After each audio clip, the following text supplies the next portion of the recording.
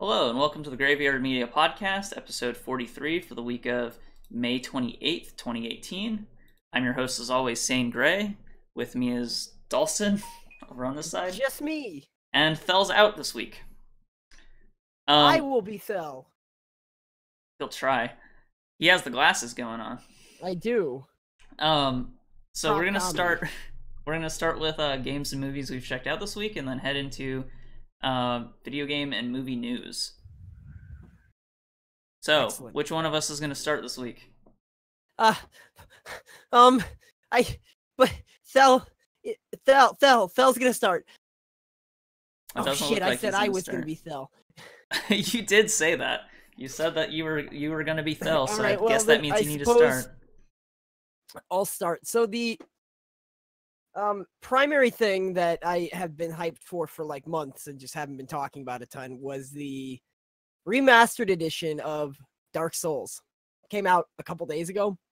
I just picked it up yesterday, so I haven't spent a whole lot of time with it. I've gotten to like the Capra Demon, but just from first impressions as far as the remaster goes, the graphics look a lot better for certain. There's a bunch of quality of life improvements, like the online matchmaking actually functions. That's one of the most that's one of the most important things. Like, okay, so you can match with co-op partners and whatnot, and that's fun, and you can be invaded, that's fun. But there was a covenant in the game called the Grave Lords. No, it's something along those lines, right? The Graveyard Medias. The Graveyard Medias. Essentially what that covenant does is they put down a summon sign, they ideally in a hidden spot so that you can't find it very easily. And if they put a summon sign down in their world, it fucks up everybody in the area who is playing in that particular area. Like, it'll spawn harder monsters, it'll increase health for some things. It just does all kinds of terrible things. And the only way to get rid of that is to go find that summon sign, summon yourself to his world, and kill him. Now, in the original release of Dark Souls Prepare to Die Edition, that covenant was entirely non-functional because of the way that matchmaking worked. You couldn't matchmake with enough people for it to even matter. So, literally nobody used it, and now I've been seeing it like every couple of minutes because... So like, if you played the Prepare to Die Edition on the PC, you've essentially... It has new content for all intents and purposes because there was no way you've ever seen a Gravelord. That's one of the most exciting things that I've seen thus far. And then, of course, there's little things that were just improvements from the newer games. Like, you can switch your covenant at the bonfire, and you can use more than one soul at a time. Yeah, it's a pretty decent port.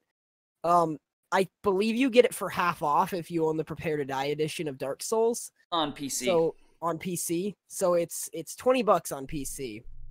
Do you think it's worth the $20 for the quality of life improvements over like a modded with DS fixed Dark Souls? I don't think it's worth the $20 to pick it up again if you're just kind of casually wanting to be like, oh, that seems fun. Like, I wanted to buy it again because I'm totally die hard on Dark Souls. Like, if I can throw money at Dark Souls and they'll keep making them for PC games, then of course I'm gonna do it. But I wouldn't say that it's worth it unless you want to get the online experience again, because Dark Souls Prepare to Die is pretty dead at this point, but obviously the remastered edition being on different servers and whatnot, it's going to have the online community surge back at least for a little while. So if it's still relatively close to the release and you want to get that online experience for Dark Souls 1, that's what I would say the value comes in from. If you're not interested in the online play side, I would say either skip it or wait for a sale, unless you're just really wanting to play Dark Souls again. Well, it's got a new lighting. I mean, but for the $20, if you already have the previous one, like, because so I bought the previous one, but because it was so frustrating to jump through a bunch of hoops to get a game that ran at a subpar frame rate with kind of crap textures, I sort of fell off Dark Souls real fast. Yeah, it runs okay, so as far as that aspect of it, it runs perfectly. It is locked at 60 FPS or lower, That's so you better than can't being get it locked at above. 30 though. Yeah, for sure. But they kind of I guess they probably had to do it that way because the issue with increasing Dark Souls, the original Dark Souls, to 60 FPS was that it would like fuck up animations and stuff. You can do it, but you have to recode things, and the way that they did it, they had to recode things anyway, so they probably should have just gone full bore on it, but Yeah. But like, oh yeah, well. it's whatever. It's locked at 60. It's like that if that's a nitpicky little thing for you, then But I heard that it runs at it's 4K 60 on even on like pretty medium. trash computers, yeah.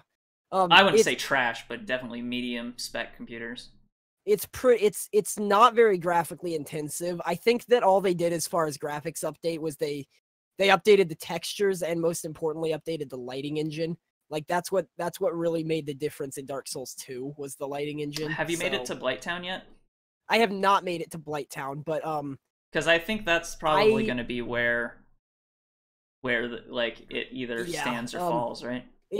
That's yeah, pretty much. That's the next, like that's where it's always either stood or fell. But my computer never had an issue running Blighttown. Even my shitty laptop that I played it on originally. Well, it was never that it didn't run. It was just that you got frame rate dips all the time in Blighttown, from what I heard.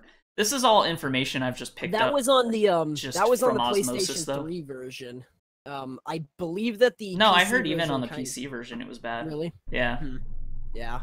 I never had an issue with Blighttown, so I'm not sure that I would be able to tell even if I had gotten there. But yeah, allegedly pretty much all of the optimization issues are fixed in this edition. So those are probably the two things that you would actually want to pick it up for a second time. I would say the multiplayer experience in general, and then just actually being able to run it if your computer isn't great, or if you don't want to jump through a bunch of hoops to get it to go to 60, stuff like that. Yeah, because the multiplayer, you don't need like mods to get it to work. It just works through Steam now. Well, actually, you do now for the Prepare to Die edition. It works through Steam, but the matchmaking is awful. No, I mean the original or the remaster. Oh yeah, the remaster works perfectly fine. And it goes through Steam or no? It goes through Steam, yeah. Okay. So I could do a very short technical background on how the Prepare to Die edition worked. What it would do is it would match you with 5 other players, and then from there it would match you with each of the players that they were matched with. And so it would be like this sprawling pool of going out. So you would have to leave the game running for like an hour to actually get matched online. It was like an infinitely jumping peer-to-peer connection. Whereas with this Steam, they're using, regular Steam hardware dedicated servers. So you just jump into the game and you're matched with hundreds of people. It was just a huge pain in the ass to get online functioning in the original Dark Souls for PC, and it's not anymore. So, well, that's good to hear. Yeah, exactly. They learned a lot from releasing Dark Souls 2 and 3 on PC to be able to go back to Dark Souls 1, I guess. Well, that's good. That's God. I feel like that's the only thing I've got, really. I think I played more of the forest. It's spooky. I killed a cannibal that was like had 8 legs and tried to eat me with its mouth that was on the top. It kind of looked like a like from Zelda. Oh god.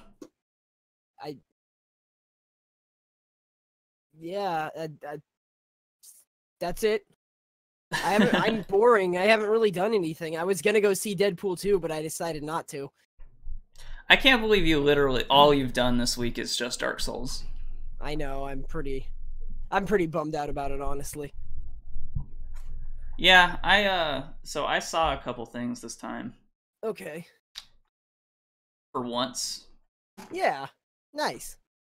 So I picked up Hyrule Warriors. I forget is it enhanced? I don't remember. Hyrule Warriors Remastered Edition. I don't even remember what the subtitle Hyrule is. Warriors Definitive? Prepare to Die Edition. I think it's Definitive Edition. Okay. I believe. Something like that. So, yeah, so I haven't played many Musou games in a long time.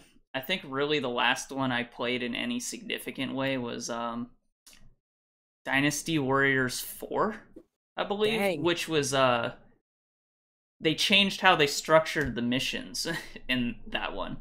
And it, like all the ones following that, they turned into just like kind of sequential, whereas before it was sort of like kind of map based. If I recall correctly or something. I don't know, it's been a long time. So yeah, I really haven't played a mainline Dynasty Warriors in ages. So this was the first like Musou game I've played forever. And I mean, I've played hack and slash style games though, so it's not like I haven't played anything like it.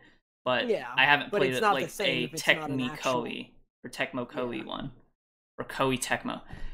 We had a conversation about this, but like I swear every time I see their name on box art, they flip whether Koei or Tecmo is first. Like, see, I always see Koei Tecmo, but apparently on the box art for Hyrule Warriors it says Tecmo Koei. Yeah, I don't know. So whatever the case, I'm really enjoying it so far, and I don't know. This is kind of a weird one where I really don't know whose fault it's good. You know? Because I can see that a lot of like the combos and stuff for certain characters are unique and different from each other, like considerably. And that feels like a Tecmo Koei thing, that they like did a lot of thought in how they set up their combo system. Because not a lot of Nintendo games really do stuff like that. But at the same time, there's just a level of polish that is not present in any Tecmo Koei game, hardly. So it's really kind of refreshing to see that. There's still a lot of jank in there, like the textures are just bad. Not on any of the characters, but definitely on like the environments. Yeah, and the environment textures are just pretty garbage. But that sucks. As garbage as they are in basically most Tecmo Koei games, but like it's not offensively bad. It's not to the standards. It's just kind of lousy, yeah. Yeah, like I don't know. I know that Breath of the Wild came out after this did on the Wii or on the Wii U, so I understand that. Like they didn't just use that, like maybe they should have just used that art style, right? Because that did a good job of being kind of muted, but still looked like it had texture. Whereas this, it's like, they do the kind of flat grass where it like crisscrosses itself, but it looks super flat. No. Yeah, so it's like, and I'm not gonna sit here and just rail on the textures the whole time, but it's like noticeably worse than the rest of the game. I don't know. If they had just done kind of a flat, almost cel-shaded palette on the environment design, it probably would have looked a million times better. But instead, they kind of did this Tecmo Koei thing of like rocks have this gravel texture and like grass has this like crisscross texture, and it's just, I don't know. Like I don't know how Koei Tecmo thinks it's okay at this point, but. Especially when you're doing it in a game that, like, in the past, every single Zelda game has been really heavily stylized. Yeah, just in one way or another. Yeah, just take more cues from the art design, and like I don't get it. Like, just rip the fucking textures from the N64 version of Majora's Mask. I'll probably look better. No, I don't. I wouldn't say that because I've also been jumping on and off Ocarina of Time on the DS every now and then, and actually the textures look very similar to that. So, I don't know. Finally, after 10 years, you've decided to actually play Ocarina of Time. And very slowly. Very slowly. I think the last thing I was doing, I was like fucking looking all over the place to try to find a fucking fish for the dungeon bot or the Rudo dungeon or whatever. But anyway, so but at the same time, like the character designs look really good. They don't look quite cel shaded, and if anything, they look most similar to maybe Twilight Princess, in that they look like textured and designed in that way, rather than being like Breath of the Wild, which was like a creamier look, or even more like Wind Waker, right? It definitely looks kind of in that I don't know, stylization, but at the same time, like you can tell that it's not like official Nintendo work, because it's just not to the same level. It's still good, don't get me wrong, and certain characters look better than others. I think Midna in particular looks almost ripped out of Twilight Princess. I'm sure. Like of all of the characters, she just like she has the cel shaded kind of look to her in a way that other characters just don't. It's really weird. You know, Midna's pretty much the fan favorite character of all of Zelda, so they have to do a good job with her. Yes and no. Man, is Sheik fun in this game though? Like this game makes me want to buy a Sheik amiibo because like okay, so all of the different characters have like drastically different combo systems, to the extent that like I like playing this game makes me want to pick up the Fire Emblem one too. Like really? Yeah, and I'm not even like halfway finished with it. This game looks like it has a ton of content in it. Not only does it have its main story, I think it also had a DLC that was put on top of it, but I'm not positive about that. That is like Linkle's Quest, which is a female Link. And that's like a separate kind of campaign, but it's like random occasional side stories in the campaign. But I don't know if that is part of the game or not, because it feels sort of tacked on, but at the same time not. I don't know. And then they have this adventure mode where it's like they have 10 different maps kind of recreated in the game. So like for instance, if you play the original Legend of Zelda, it has a grid of like maybe like 10 by 20 squares, and then in each of those squares it has a like Musou map styled after the map that it's based on like the tile that it's based on in the original Legend of Zelda. That's fucking cool. So there's just a whole tile of that, so you can go through that. But that's not it. They have one for Legend of Zelda, they have one for Ocarina of Time, Wind Waker, I think. They have one on Link Between Worlds. They have one for Twilight Princess. They have one for Majora's Mask, I think. Jeez, so they have like 10 of them, 10 of different maps of this, of 10 different grids of maps. It's weird, and like each one has mechanics from the game that it's based on. So, for instance, in the Link Between Worlds one, you have to go to specific places to get through the fissures to get to the low rule version of the map, to do stuff on that map, to go back to the main map. Like, it's... What the hell? Yeah, it's crazy.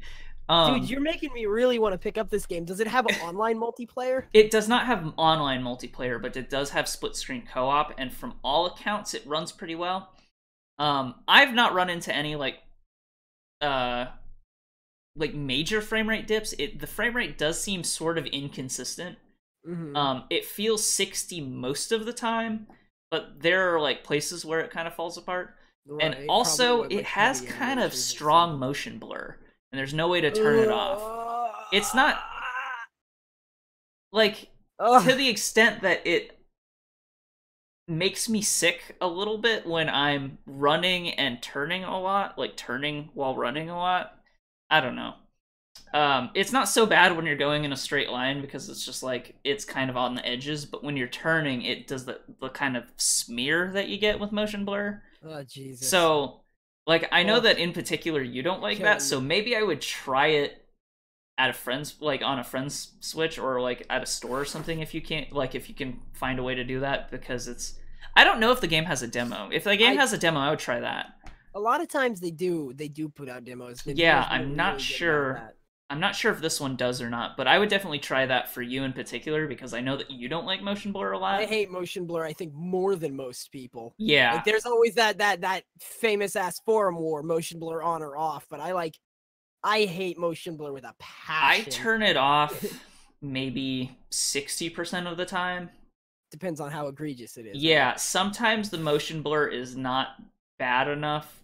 Actually, I'd probably turn it off like 90% of the time when I have the option. If I don't have the option, I'll tolerate it. Like, it's not so bad that it bothers me, but like there's certain effects that like some people will turn off that I think they probably shouldn't. Like bloom is a good example. I know that you often turn off bloom, but really, like, I think bloom looks fine, and it doesn't really, like, motion blur actually can make me sick sometimes. Like, bloom doesn't. And bloom is kind of an effect that's supposed to simulate sort of real life, so it's not something that bothers me. But like, motion blur is a product of film, like cameras. Not just cameras, but like movie cameras. So it's not even like, if you got a 30 frame per second or 60 frame per second actual camera, you won't get a lot of motion blur. You only get motion blur on 24 frame cameras like that are used for movies, unless you do some sort of After Effect with it. Like I don't know. I don't understand why motion blur is so popular. Yeah, I don't either.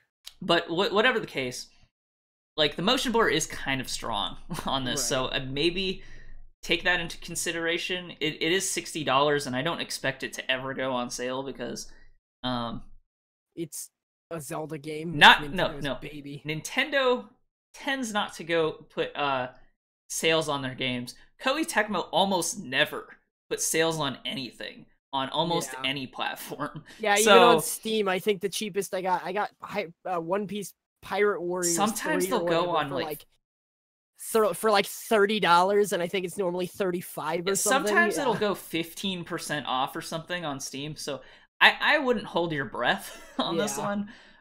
If it does really well, maybe it'll drop in price. But it's sort of niche, so I don't know.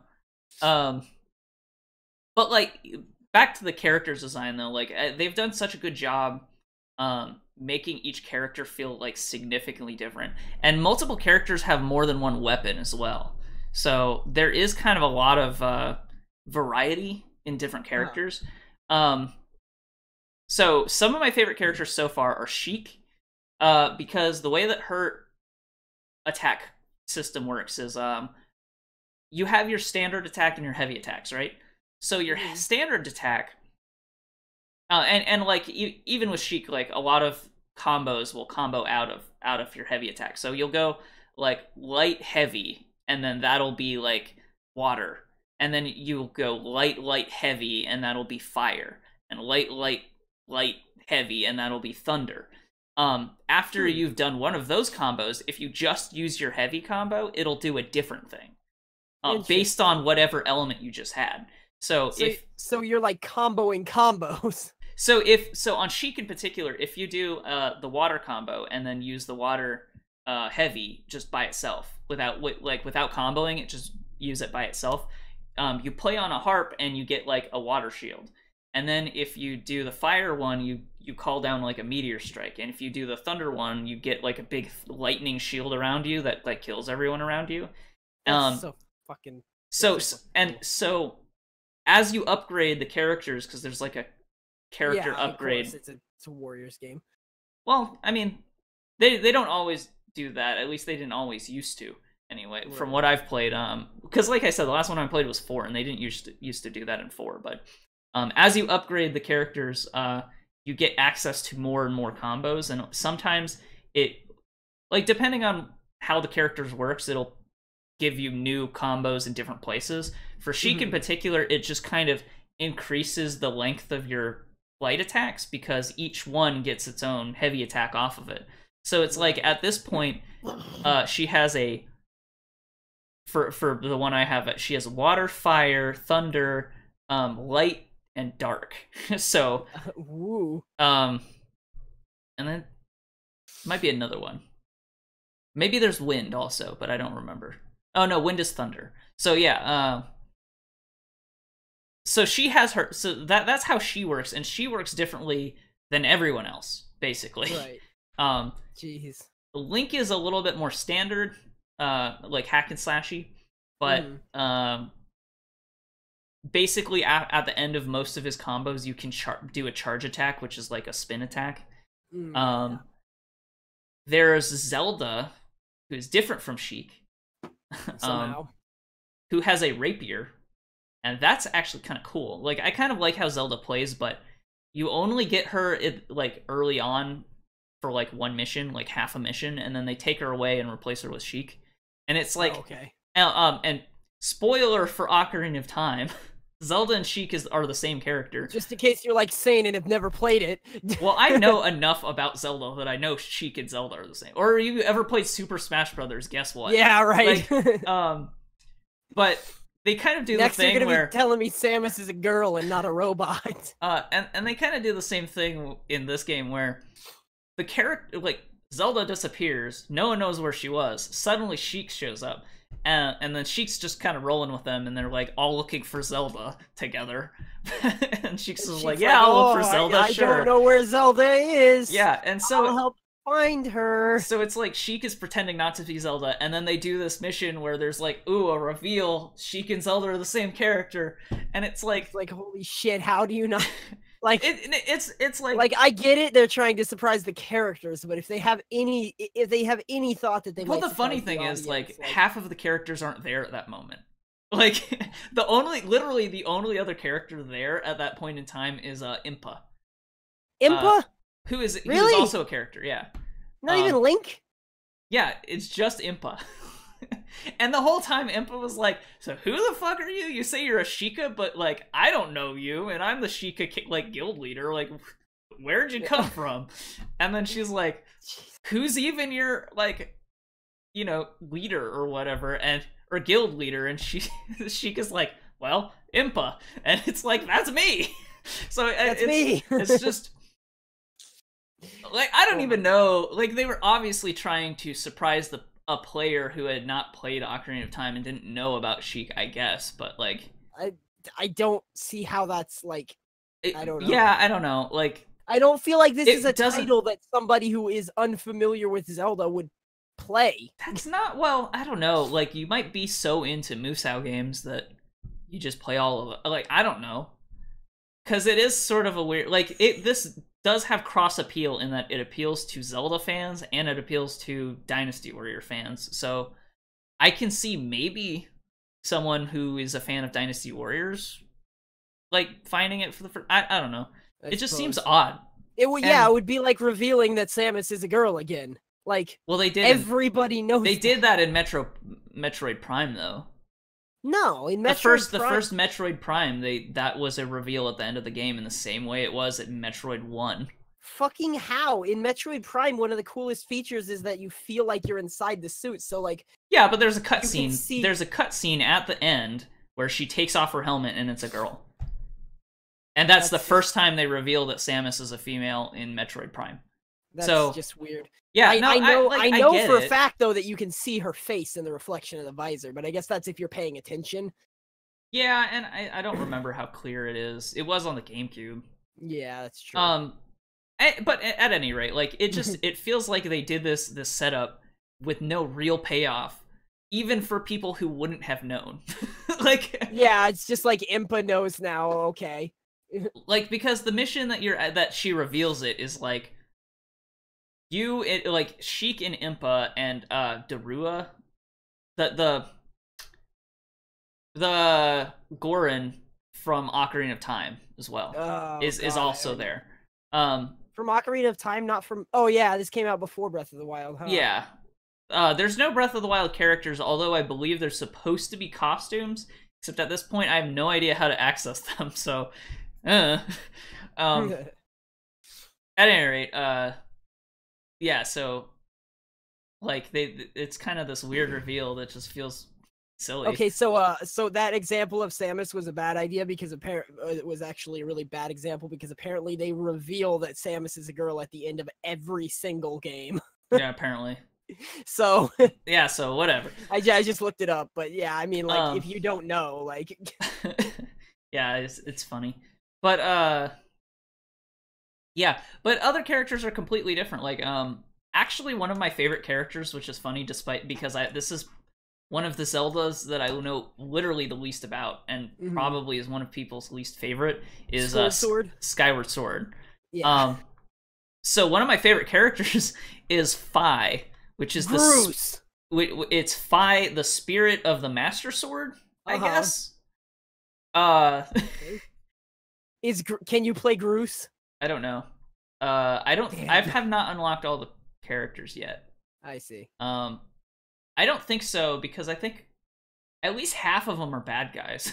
So, well, Groose is a bad guy, I think. Which one? What does Groose look like?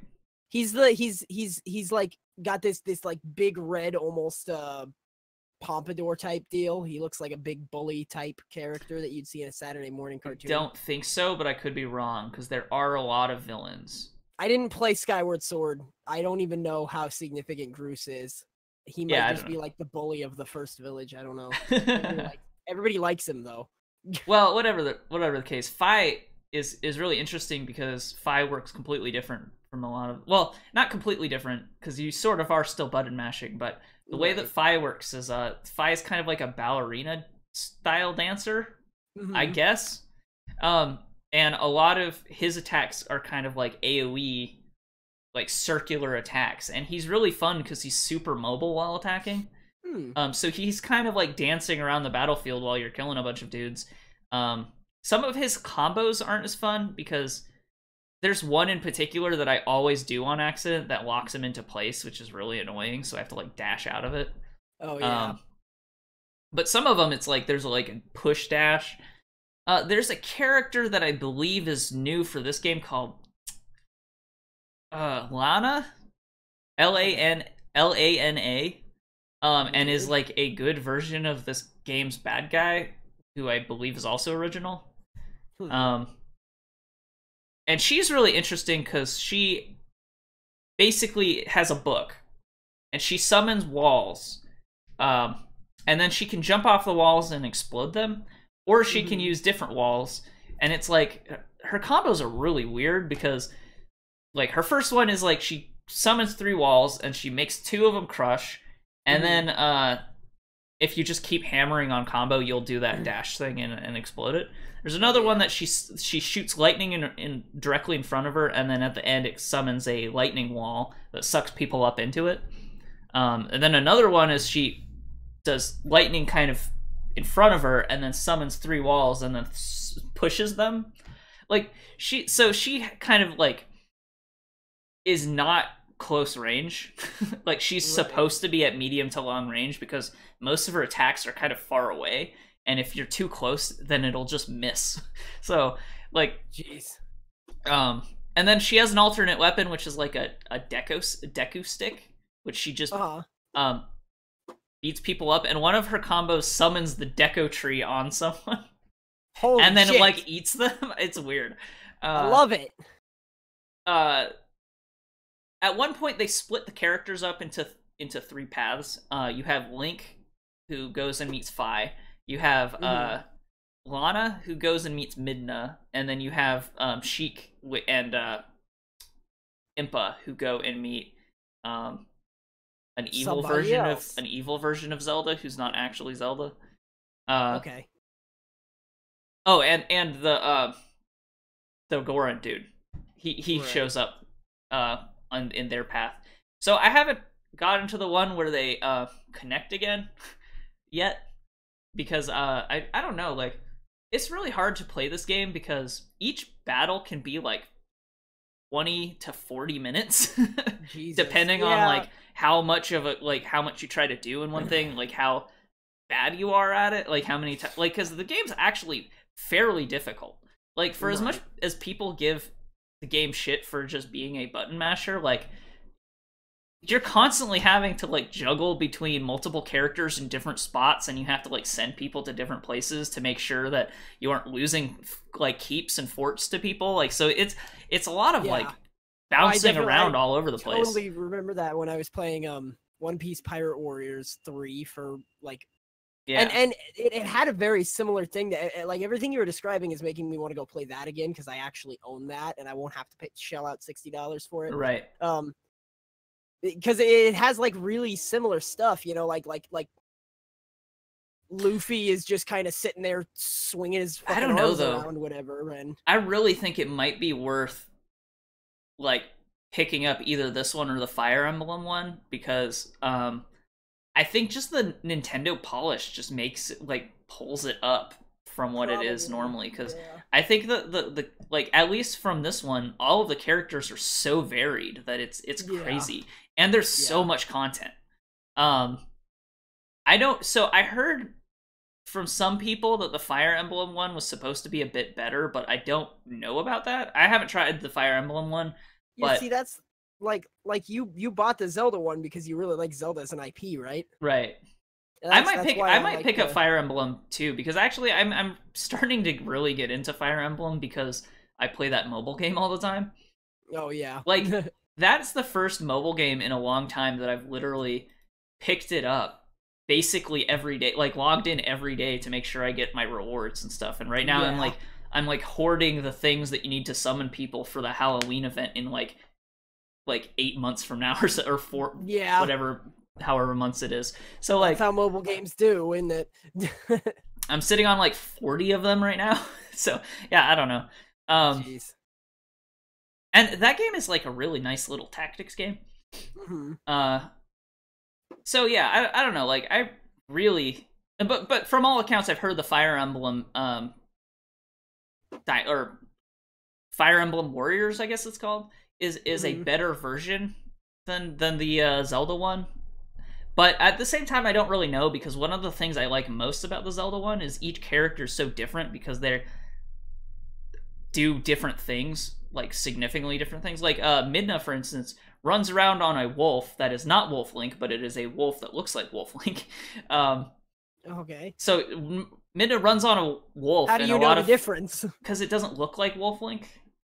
The face of the wolf looks different. Oh, it looks similar, though. like a generic wolf, but it is a like in build it looks the same, but the face looks different, if that makes sense. Okay, yeah. And so she runs around a wolf, and a lot of her combos are like involve wolves like flying out of I don't know, Twilight, I guess, and smashing into people. And then she has her hair, which is a giant hand, and she grabs people and like crushes people all the time. Good. And that's completely different from like Zelda, who has a rapier and is running around and slashing people, or Sheik even, who they were like, what the fuck do we do with Zelda? Give her a sword, I guess. Actually, it's kind of she still plays pretty significantly different than even like Link, because she's very like forward, like she goes forward really fast. Like through her attack combo, you're able to like go faster and faster in one direction, sort of. Whereas Link is very much like, you know, he hits people in front of him and then he has spins attacks. Whereas she's less about AoE and more about like focused precision. So even like when characters both have swords, they still play like pretty significantly different. But a lot of the characters straight up have different weapons entirely. Whereas a lot of Fire Emblem, it's like they all have either spears or swords or bows or tomes, right? And then are either on foot, on a Pegasus, or on a horse. So like those are kind of the different ways that those characters work. So I don't know. I haven't played that one, but I feel like there would be less variety, but I don't actually know. There might be just as much variety. So I guess some characters turn into dragons and stuff. I don't know. They probably could do something with Fire Emblem Warriors, but yeah, I don't know. Like I'm really into the Zelda Warriors, Hyrule Warriors. So I'm actually really happy with it. To the extent where I might pick up a bunch of amiibos. I don't even know what they do in the game. I know it has amiibo support, but I just kind of want them because I'm like, yeah, Sheik's cool. So I don't know. Yeah. I thought of the other thing that I did this week. Most of my week was eaten up with StarCraft 2, which I've been getting decently into. Yeah. I haven't been playing any competitive modes or anything.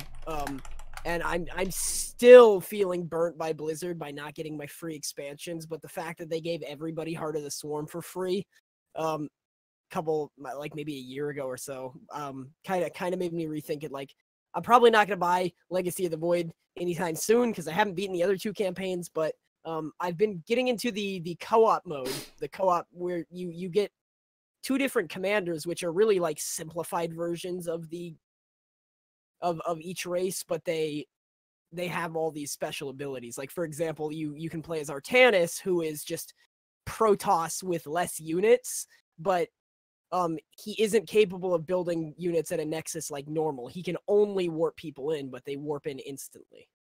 So, I've heard a lot of good things about co-op. Are you playing it by yourself or are you playing it with a friend? I'm playing it by myself. I'm queuing for random missions, like, Okay. yeah, with other people. It's interesting because 90% of the time I will get matched into a game where I am bad at StarCraft, but I still have to play for 2 people because my partner is shitty. The other 10% of the time I will be like, okay, well, let's see. All right, I finally got my spawning pool down. Mission complete. Oh, well, good job, dude. So it's like 90% of the time you're with someone shitty and 10% of the time you're shitty. Yeah, exactly. That's funny. Yeah. It's not particularly hard. I mean, there's harder difficulty settings, but I'm not good enough to do it. Right. So the way that the co-op system works is there's a bunch of different commanders. You play as different types of. You can be like Raynor or Tassadar or Kerrigan or who so on and so forth, right? And then there's a lot of other people. There's like Dahaka, there's Abathur, you have Phoenix, you know, all those good Heroes of the Storm characters that have come out. Yeah, I was just gonna say that. And they all have unique mechanics. So like Abathur, whenever a unit dies, his units can collect evolution points and just get bigger and stronger. Dahaka and Kerrigan and some people have like a hero unit, a la Warcraft 3, where you can just bring the hero unit around and they have special abilities. So there's just a lot of cool stuff, and every time you win a mission, you get experience for that commander, and you unlock more like upgrades and stuff that you can give to that commander. Right. It makes future missions easier. I have a question. It's really just there to satisfy that progression feeling. What's the question? How similar is this to like Dawn of War 2? The co-op mode? Yeah. I would say it's not super similar because you still have to like work on building a base and okay. And so all of that RTS bullshit that I hate. Yeah, all that RTS bullshit that you hate is still there. But due to the fact that it's always versus AI, so the co-op mode is not versus players. This is you are doing a mission, like a story mission with another player as a co-op commander. And I think co-op usually implies that because it's still like competitive always overrides co-op. If it's cooperate or if it's competitive, it's either one-on-one or team versus team. Yeah. So even if you're like cooperating with team members, it's still competitive game. It's still considered competitive. If it's co-op, that usually implies that you're with a partner, but it's not against someone else. So the thing is, like, because you're not like part of the shitty part about StarCraft for a lot of people is that when you get into a game, you are essentially racing the other player to get more shit than they have. Right. And then after you have more shit than they have, you automatically win. If the two of you are on equal footing for the racing to getting your tech tree and all that, then it becomes a strategy game. Only if you two are on equal skill levels as far as actions permitted and stuff. And that's what burns a lot of people out of StarCraft. But that's literally why I don't play it. Exactly. Because you are playing a game versus the AI with an already like set in base and particular objectives for you to go to destroy or defend your thing or something like that. You're not racing another player. The enemy is already set up. You just have to make sure that you survive long enough to kill them, essentially. Right. And so the co-op mode feels a lot better. If you enjoy like the StarCraft campaign missions, they feel very similar because you get like special shit, you know, just like in the campaign. Yeah, so that's I never even played. Co-op mode. I don't think I even ever played StarCraft. Well, it is free. The story and stuff too. Yeah, the Wings of Liberty campaign is free, and StarCraft 1 is entirely free now that HD is out. So. Well, I played most of 1 a long time ago, but I didn't even like that back then that much. Fair. I played it because it was a PC game and I had just gotten off Diablo. So I was like, I'll play this other Blizzard game. See, my favorite thing about StarCraft 1 was the custom modes. Like straight up, like, okay, we played a lot of League of Legends back in the day. We play Heroes of the Storm now. Straight up, what got me into that type of game was Aeon of Strife. Not even Dota from Warcraft 3. I never played the original Dota, but I did play Aeon of Strife. I played League of Legends. Yeah, exactly. That was my first MOBA. Yeah. So like it's scary. Like going into StarCraft 2 and then seeing like I went into like a custom game. The StarCraft 2 custom like use map setting maps are shitty.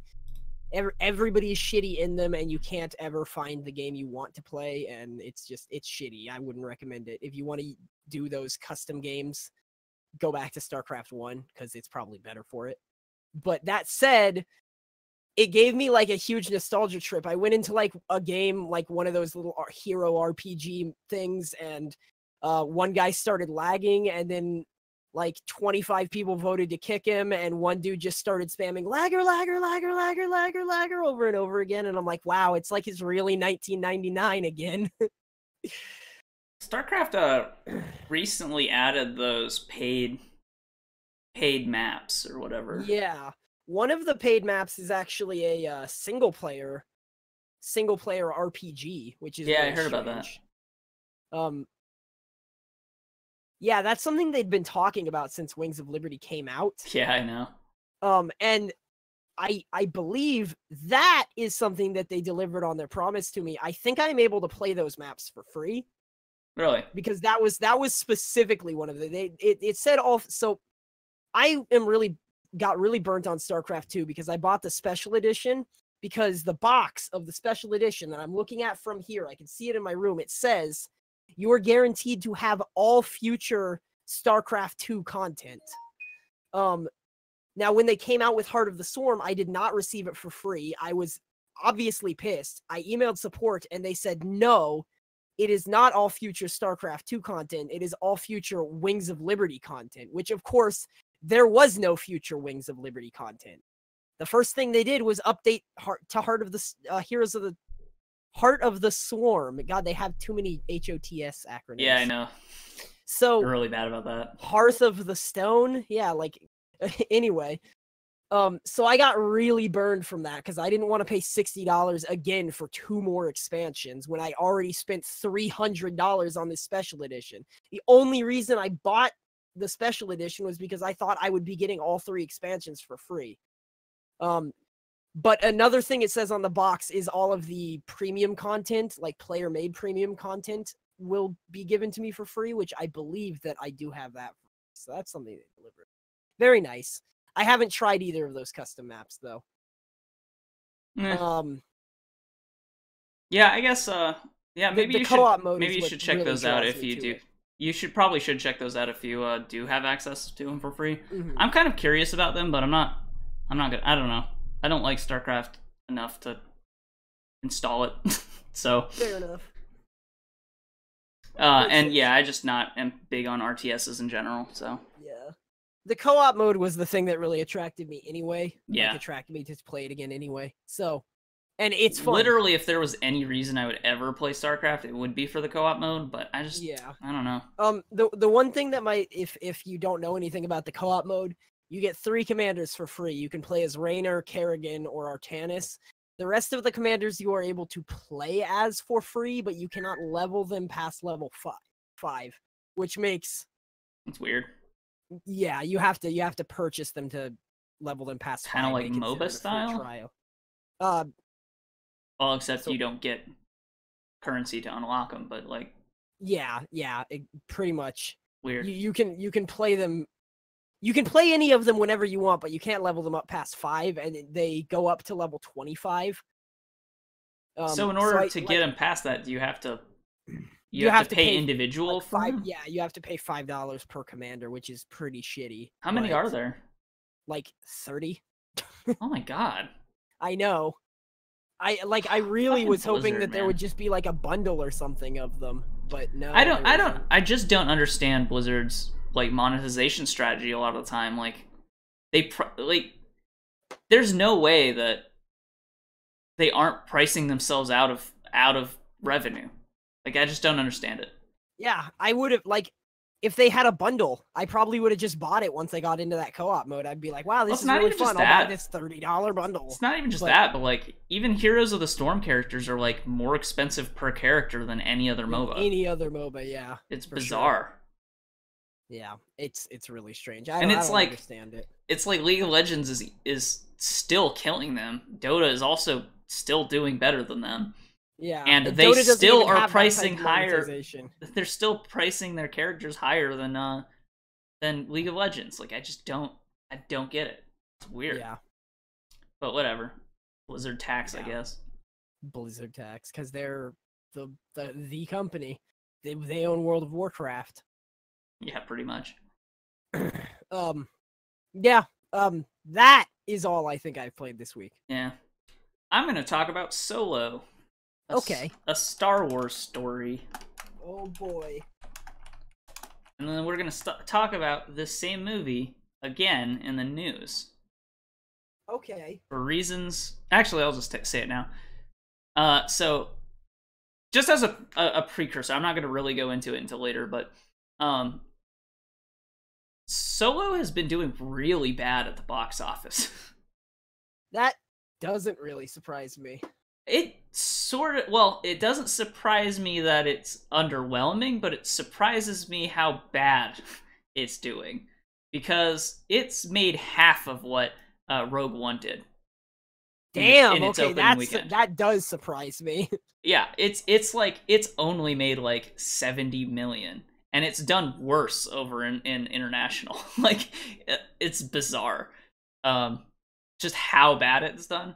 Especially since it actually has pretty decent ratings. So I saw this kind of being sort of lukewarm on it in general because there has been a lot of negative news about it.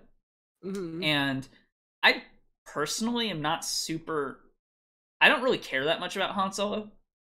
I know that for a lot of people he's like their favorite character and stuff, but for me, I'm really not that interested, I guess. He's just a character in Star Wars to me. I'm actually much more interested in Boba Fett, which they're talking about doing, and Obi-Wan Kenobi, which they're talking about doing. But when it comes to Han Solo, I'm just like, eh. And that might just come down to me, like, not super being into the original trilogy. Not that I don't like it, and actually, not Return of the Jedi, Empire Strikes Back is probably my favorite Star Wars movie. So, yeah. But it's not like I don't hold the same reverence to it as like a lot of other people do. Yeah. Star Wars is just in general not my favorite property. Right. But so with all of those precursors in the way, I actually really liked it. My favorite way more than Star I thought Wars I would. Movie is Knights of the Old Republic. Anyway, back to real opinions. No, I'm just kidding. Holy shit. Yeah, so I actually really enjoyed it way more than I thought I would. Because going into it, I was super lukewarm and didn't care about Han Solo at all. Lukewarm. Shut up. I use that word all the time. I know, but now we're talking about Star Wars. Since when was Luke warm? Come on. He's always cold. It's true. Well, I guess he came from Tatooine. Anyway. He likes being cold. So watching the trailers and a lot of the promotion for Solo, they did not do a good job of like selling his character, especially on the way that they delivered it in the movie, because he does really come off as like a funny, charismatic person. Well, they don't think they have to, probably, because everybody knows who Han Solo is. Well, so like in a trailer, they don't have to. Maybe, but when you're replacing an actor, even a younger version of the same character, you have to sell that character lives up to the charisma. Yeah. And true. From the trailers, it was just like he sort of didn't. He seemed lame. And in the movie, he actually like did feel like a younger Han Solo. He looks slightly different, but he really kind of nails the swagger that you would expect from that character. This was another movie where they the whole setup for the movie is to sort of fill a plot hole in the same way that Rogue One did. One of the sort of plot holes of the original trilogy was like, why would they have a, duct that you could blow up? Yeah, exhaust vent that you could blow up the Death Star. So Rogue One was like, oh yeah, someone sabotaged the Death Star by, putting this duct, and this is why they delivered that information to the. Which sounds kind of dumb to me. Like, I don't. Well, I mean, like, just let there be an exhaust vent. Like, what's the problem? Well, no, it was an exhaust vent that went straight to the core. Like, this super vulnerable spot has just a straight exhaust vent that you can shoot through. Like, it wasn't a matter of like it was a big hole in security that was put there on purpose. Right, and they had lots of guard. Yeah, but they could have had an exhaust vent that didn't go directly into the core, Sure. And that was the whole idea. That was like, why would anyone design something like that? And so Rogue One was about, well, this is why that person designed it that way, because he was essentially a traitor to the Empire. Right. Because the Empire fucked him over, essentially. And then this one is the same one that, like, this is literally, this whole movie was kind of to fix the plot hole about Han Solo being famous for doing something in a low amount of parsecs, which is a unit of distance, not time. The whole movie was about, like, the Kessel Run. Doing the Kessel Run in less than 18 parsecs. When people keep saying that all the time, it's like, but parsec is a unit of distance, not time. So how? So yeah, okay. Can you explain why? Yeah, this is not really a big spoiler. This is not like a major thing. Can you explain why they always say that in distance? The reason why distance matters in the Kessel Run is because the Kessel Run is a area that is a giant maelstrom of like space cloud that if you don't go through specific holes in this cloud, you are basically in darkness where rocks are colliding into each other. There's vacuum space monsters. There are like all sorts of hazards outside in this giant cloud, this essentially space storm. So if you do it in less distance, that means you're driving through a space storm, which is super reckless and dangerous and dumb. I see. So the reason why it's cool that he did it in such a low number of parsecs is because he was essentially driving through a thunderstorm. Not even a thunderstorm, like driving through tornadoes, essentially. I see. Yeah. Okay. So, and they were like, okay, I'm sure that they did not have any like thought or rhyme or reason to why he said parsecs. They just wanted to make it technobabble in the original. Right. They just yeah. So they went back, and this whole movie was sort of to justify that technobabble, which is kind of funny. And it's literally the same thing they did with Rogue One, and then the whole thing they kind of existed to cover that plot hole, right? Yeah. And in the original, like, I don't know, like, it didn't really feel like that big of a plot hole in the original Star Wars. Like, that's what I was saying. Like, it was like, okay, there's an exhaust, like you can suspend your disbelief enough to just say, okay, well, there's an exhaust vent, and if you shoot it, it blows up the whole thing. Like, it's important to the story, so it's like, okay, it's there, but Right. when people start pointing it out, it's like, oh, well, yeah, I don't know, that is a little weird. Yeah, it's one of those things. It's like in the movie, it's like, oh, we found this weakness of the thing, and it's like, well, why was that weakness there? That's stupid. But like in the moment, they didn't really think about it.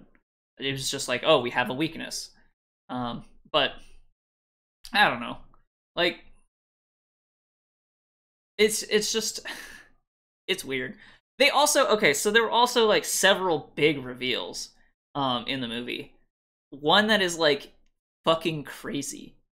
That's a little bit tied in with the Clone Wars series. Not the original one, but the one with Ahsoka in it, the cartoon. Right. So there's this huge reveal in it, like towards the end of the movie, that is just kind of mind blowing. Like, this is like a Snape kills Dumbledore kind of thing. Oh no. So that's kind of cool, and I am interested in what they would do with that if this movie had made any money. Because now I'm not sure if they're gonna make another one. Because I think at some point this was supposed to be like a Han Solo trilogy, but if this movie has done this poorly, do you think it's I don't doing know. poorly just kind of because Harrison Ford isn't the lead actor? Like, obviously he couldn't be. I don't think that it's that per se. I think it's more that, like, everything going into the movie, like, all of the writing on the wall was that this was going to be a bad movie. They fired directors publicly. They basically filmed the movie twice because the first time it was like not working out, so they basically reshot more than half the movie. Which is why the budget was so much. Like, this budget for this movie was like $200 million or something crazy. For a movie that should be less than like some of the Star Wars movies, right? Right. Certainly less than Rogue One, or at least on par with Rogue One, because this is like a side thing. This is a side story. It's not a mainline movie. So it's just kind of bizarre that. Well, I mean, it was kind of an accident that the budget was so much. But rather than canceling it and getting nothing, they put it out. But there's been so much turbulence about it that even though it ended up kind of a good movie, I would say not as good as The Last Jedi, but that movie's very divisive. So I think a lot of people would like it better than Last Jedi. I just personally like The Last Jedi better. So... yeah, I don't know. Either way, like, I thought it was a good movie. I'm surprised that it is doing as poorly as it is, kind of. Because it's doing really poorly. I don't know. If the actual, like, reviews of it matched up with how bad it was doing, then that would make more sense to me, right? Like, if it had bad reviews and was selling poorly, that would make sense. But it is actually a pretty good start. It's better than, like, Star Wars Episode 1 and 2. Phantom Menace and Clone Wars. So, I don't know. It should at least do better than those ones. Even though, like, I would understand that it wouldn't, but... yeah. Maybe it'll pick up. Maybe the first month the first week people were just really not sure about it, but this was Memorial Day weekend. This was supposed to be a good weekend for it. It could have been a good weekend for it, but a lot of people are also like out doing other stuff, camping and outdoorsy stuff. Yeah, but movies still usually do pretty well on Memorial Day weekend. So yeah, you could say probably maybe Deadpool was against Deadpool it. Was the hot contender with it. Its second week, and then Avengers is still kind of rolling, but like yeah. I don't know. Like, it felt like now was a good time for it, and it just sort of fell flat. So it's really surprising to me. They should have released it on May 4th and pushed Avengers back or forward. Yeah, I don't know. Actually, they pushed Avengers up. It was supposed to be later originally. Really? In the States, but they made it more. They made it so it came out around the same time, if not on the exact like wide release as the European release, but I think that had a lot to do with the spoilers of it, I guess. Right. Even though, like, the spoilers in Han Solo, the potential spoiler for Han Solo is like way bigger than the spoilers in Avengers, at least to me, because if you have any idea of Avengers, they fight the bad guy, like well, because in Avengers it's based on a pre-established like comic book, so you kind of have an idea of what's going to happen. Yeah, if you know anything about the comic book, since this one is very much like an original, its own story, like there is a big spoiler in here that like you could just drop on someone and be like, what? Is it like a spoiler that could be like you couldn't extrapolate the fact from the Star Wars movie, the other Star Wars movies? You literally, this is that is so original. This is so far removed from anything else that there is nothing to indicate that this would be the case until this movie, except for the Clone Wars series. Okay. The cartoon series. So, right. Like, if you watch that series and took 100% of what happens in that series as canon, then this shouldn't be impossibly surprising. But the fact that they did this in the movies is surprising, like, regardless. Right. So, because Clone Wars series is it the CG Clone Wars series that Disney made, or the no, the new cartoon, the one with Ahsoka. The new Clone Wars. Not the old Genndy one, but not the old Genndy one, the new one. Okay, the new one that had Ahsoka in it, because the original Genndy one didn't. Right. I don't think. I don't know enough about. Ahsoka is the not Twi'lek, the with the red. She's like a tentacle hair person, but she's red. I don't know. I think Twi'leks can be red. I don't think she's a Twi'lek though. I think she just looks similar to one. She's an alien that looks similar to Twi'leks. Okay. Well, yeah, I know who you're talking about anyway. Yeah, so I don't know. What they did was huge. I'm really surprised to see if they do anything with it now. Yeah. Because like to drop that kind of bomb on you and then not do anything with it would just be hilarious. Unless they do, I don't know, maybe because we don't know anything about Boba Fett, so maybe Boba Fett is also a prequel. In fact, it would make sense that it would be, because he died in Return of the Jedi, but he died in such a way that like he disappeared into the mouth of that monster, so yeah, he got eaten. Feasibly, he could get out, right? Because he got eaten whole.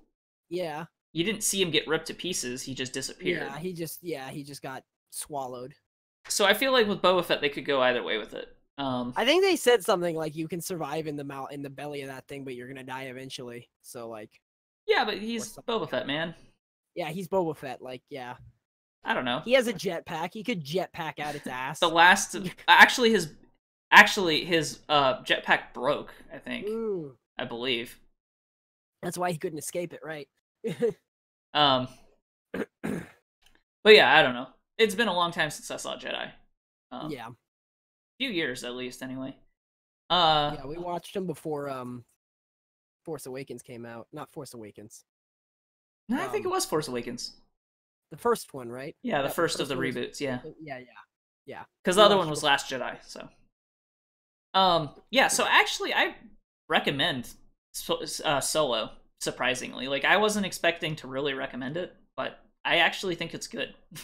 It definitely stands on its own as a good movie. Like, you don't need... You wouldn't have to have even really seen many other Star Wars stuff. You just might not get the significance of some of the stuff. Like, for instance, there is a situation in this movie where Han Solo definitely shoots first. Oh, good. So even going Greedo? Back again? No, he doesn't shoot him first. That'd be funny if they redid that scene, but no, that's like the time is too far away. Yeah, too far out, too spaced out. He did already know Greedo. They also do a good job of like kind of explaining the significance of the Millennium Falcon as well.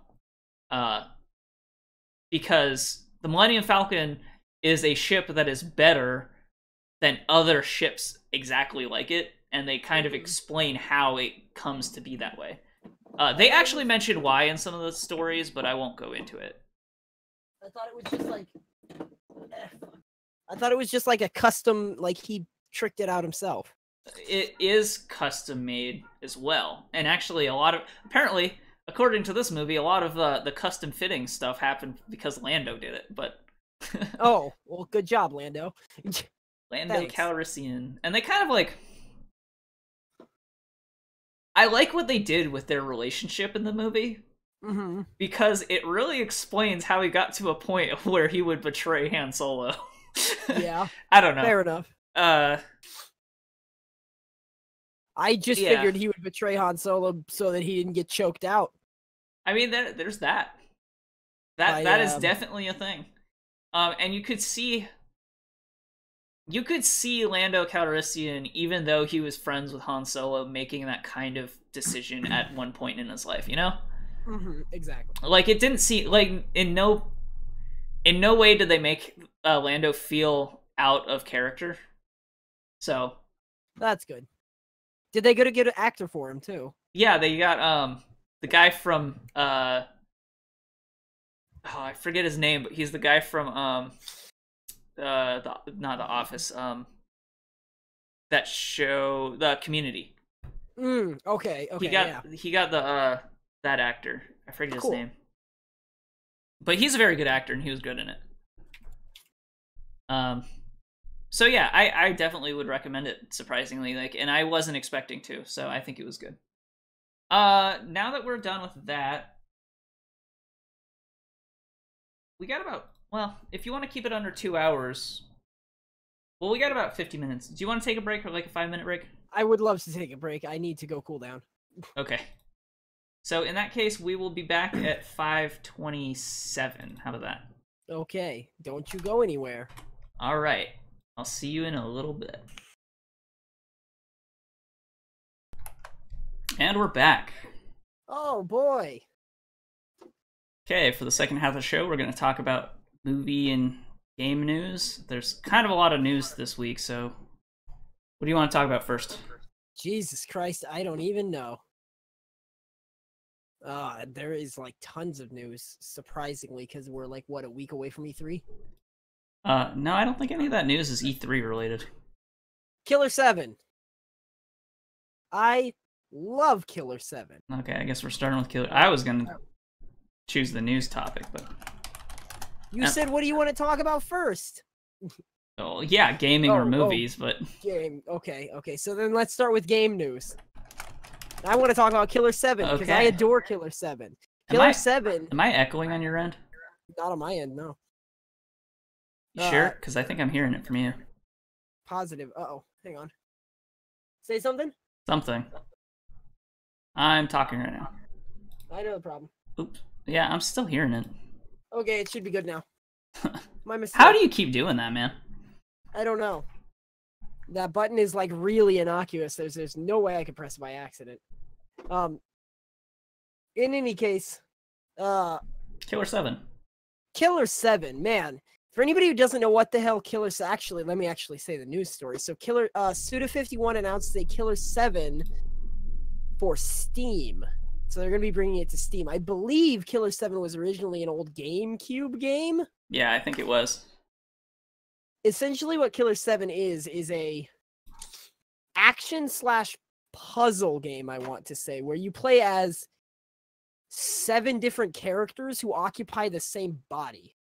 And you can switch between these characters at will. They all have special abilities and things that they can do that make it easier to fight certain enemies, etc., etc. Like, I believe one guy can analyze an enemy's weak point, but he's not very good at actually shooting, so another guy, he has to analyze the weak points. He switched to another character to deal with it, or something like, it's a lot of things like that. And then there's also puzzles, all like Resident Evil, where it was one also on character PS2. will be able to get through a door, another character will not be able to get through a door, so you have to switch to that character.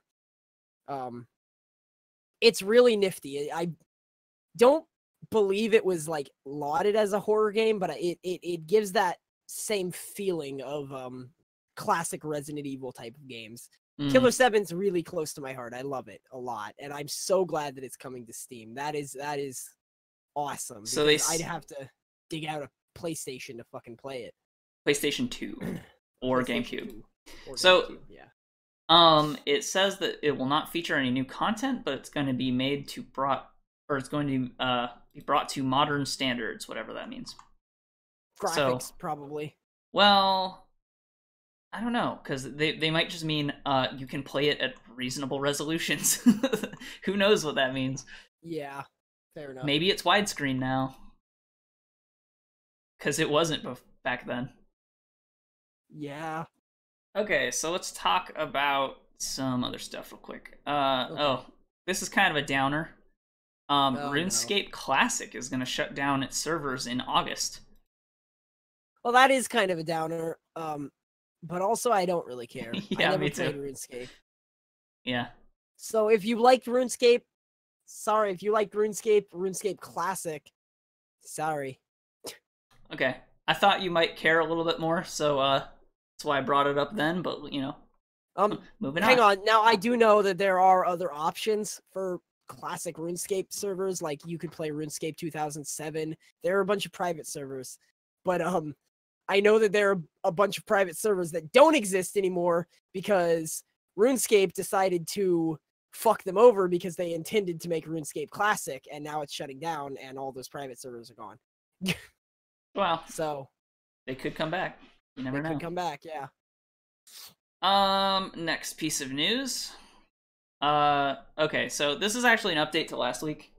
So last week we had a story about how a bunch of games such as Honey Pop were all pulled off of Steam all at once. Mm-hmm.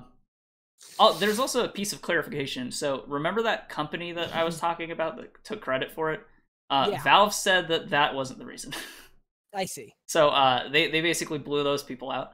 But also, since then, What? Go ahead. I would like to point out that before this actual piece of legitimate news, another game that has literally just come out on Steam like 2 days ago, significantly after those games were pulled, is titled like Futanari Quest or something. Like, how did that make it onto Steam after they pulled all of these? It sounds like they put them all back up, or maybe they never took them down. I don't know. They sent them all a letter saying that they were going to be taken down, but then I guess they sent them a letter that said never mind. So I'm actually unclear at this point anymore whether or not they were even taken down. I don't even know what the plan is. Yeah. So, but in either case, Manga Gamer said they are going to strike a deal with GOG to publish their visual novels on GOG instead now. Oh my god! Because they don't think that Valve is very I guess their actual okay, Steam has, this is from John Pickett, Manga Gamer's PR director. Steam has now proven that it's growing unreliable for small and independent developers, so we are grateful to have the next biggest retailer in the PC market. And independent porn developers. Yeah, whatever. Welcoming visual novels with open R's and an eye for quality. I think another Sakura game just came out too. Yeah, another Sakura game just came out on Steam. So this whole thing, it's like they just said they were going to do it, and then they didn't. So they just made everybody mad for literally no reason. It's like, was this an accident? Like, did someone send an email they weren't supposed to? Did someone make a call they weren't supposed to? Like, what happened? Did they draft up an email just in case they got more pressure to do it, and then somebody accidentally pressed the button? It's just so nuts because it's like, what even happened? What Valve is so bad at communicating. We still don't know if this was ever intentional. So, oh well. I guess all your porn games are safe. Disregard most of our conversation last week. Yeah, seriously. In other Steam news, Apple rejects the Steam Link iOS app, citing business conflicts, I think it was. Well, that's fucking stupid. Okay, it said... So they have their beta in plan, and they were initially, allowed onto the App Store. But then, right before it was supposed to, for real launch, Apple refused classification for the app, saying there were conflicts with the app guidelines that had allegedly not been realized by the original review team. Whatever that means, right? Then yeah, whatever that means. It could be anything from like we want to screw up over a potential like other app store, or maybe it was like a conflict of interest because of video games. Like I don't know. Apple's super vague about it too. And then Valve's marketing. Valve's VP of marketing reads, or a press release said, Valve appealed, explaining the Steam Link app simply functions as a LAN-based remote desktop similar to numerous remote desktop applications already available on the App Store, and ultimately that appeal was denied, leaving the Steam Link app for iOS blocked from release. And Valve hopes that Apple will reconsider its decision. So I guess you can continue not to play any video games on your iOS devices. Except for Fortnite, I guess. I think that the real problem is Apple thinks Steam makes enough money to threaten them. Apple, it's not a matter of like a conflict of advertisement or any interest there. It's just like it's business interest. If a company makes enough money, Apple sees them as a threat, regardless of whether they are, because Apple wants to control all the money in the world. But I think Apple still has more money than Valve. Like, oh, easily. So like, and I think it's I don't think it's like they have too much money and I'm threatened by them. I think it's just more that they have an app store, we have an app store, and we don't want people to access their app store from our app store. I think that's literally all it is. Because no other like reason really makes sense, you know? Meanwhile, Windows is like, please use our app store. I'll give you all these video games for free for $10 a month. Just please. Yeah, I don't know. So yeah, Apple. Yeah. Whatever. Speaking of Fortnite. Oh no. So they announced. Sorry. So they announced that their prize pools for its first year of competitions will be $100 million. I don't remember if we talked about this before, but $100 million will be the prize pool for its first year of competitions. So there's your quick Fortnite update. I don't like Fortnite, but it's a big enough game that I feel like I should talk about it. Where's the first competition? Is the first competition in Italy? Because I have a friend who really likes Fortnite and he's going to Italy for 3 weeks and I don't know why. It will be all competitions in the 2018 to 2019 season. Oh, okay. So it's not like at one tournament. It's spread out across their tournaments. And I don't think they have. If they do have like plans for specific places, I do not have them here. So you'll have to look that up on your own. Fair enough. Overwatch is to receive official Lego sets. Hell yes. It's pretty cool. Little picture. There's like a diva one here. Yeah, there's a little diva. It's a bumblebee. It's a beaver. My overlay is messed up, so I can't show The article also says, and this is actually much more interesting to me than Legos. The article says, it's not the title, but Overwatch will also be getting Nerf sets for your kids to shoot each other with, which is just fucking crazy. I love that. That's pretty funny. I'm get a couple Nerf tracer guns. They shoot 3 darts in like less than a second. Yeah, that sounds silly. Yeah. Want a diva pistol, yeah. I want a foam hammer like Reinhardt's. Oh, yes! Yes! That's exciting. Funny. Can we get a little foam auto turret to put down and just shoot people with automatic? Oh, we're getting crazy. Okay, so these are some kind of negative pieces of news that I want to go into next. Oh man. Game critic Total Biscuit died at 33 this week. I think from complications to surgery. This may come as a surprise or not to people, but indirectly, he's kind of the reason we're doing a podcast at all. Yeah. he really got me into video game It was podcasts, and I had been following his work for like years, like 4 or 5 years. this podcast is why we're really doing any of this. Like Yeah. we finally decided one day, well, let's just start up a podcast. It's a great Our idea. YouTube channel, our podcast, everything. Like a lot of it is Streaming, any of it. directly related to us being inspired by Total Biscuit's work, and It's a pretty downer.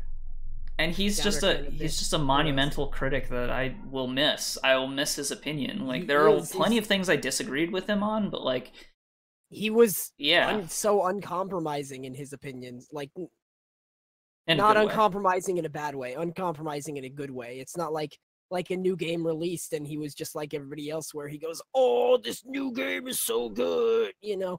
Yeah, he actually all of his critically analyzed everything. and opinions were very well thought out and very like constructed for a reason, and like sometimes I didn't come to the same conclusions as him and sometimes I weighted things differently than him, but either way, like he really was an influence on me and this show. A lot of our format is directly ripped off from him.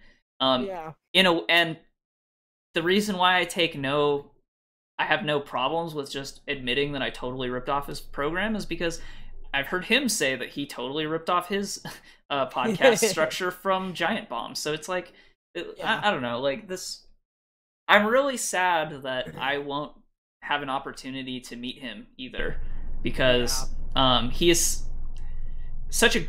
was such a big influence on me that I'm like, it's really sad to see him go so soon. So definitely. It sounds like sounds like the co-optional podcast is going to continue with Jenna Bain, his wife, along with Jesse and Dodger, and like we're not super in the business of advertising other podcasts, but I still recommend that people go check that one out too. Definitely. So keep watching us though. It's pretty much what yeah. inspired us to start. So and then this is one that's less directly connected to me, but the co-founder of Atari, Ted Dabney, has also passed away. Significantly less directly, but probably the reason that video games even exist. Well, part of it, yeah. At least, well, part of the reason why Atari existed. Yeah, so he passed away at 81, so was it from natural causes or? I have no idea. I didn't really look into it that much, but yeah, like he's not as public facing as someone like Nolan Bushnell, but he's still very much very influential in the video games industry. So it's really sad to see him go as well. Let's go into movie news. Okay. Although a lot of the movie news is on a pretty negative note too. We're not doing so well on movie news today or this week either. We already talked about one. God, all of these are pretty down. Basically, everything here is bad. Everything here is bad. Some of them are bad for the people involved, but good for most people. Well, yeah.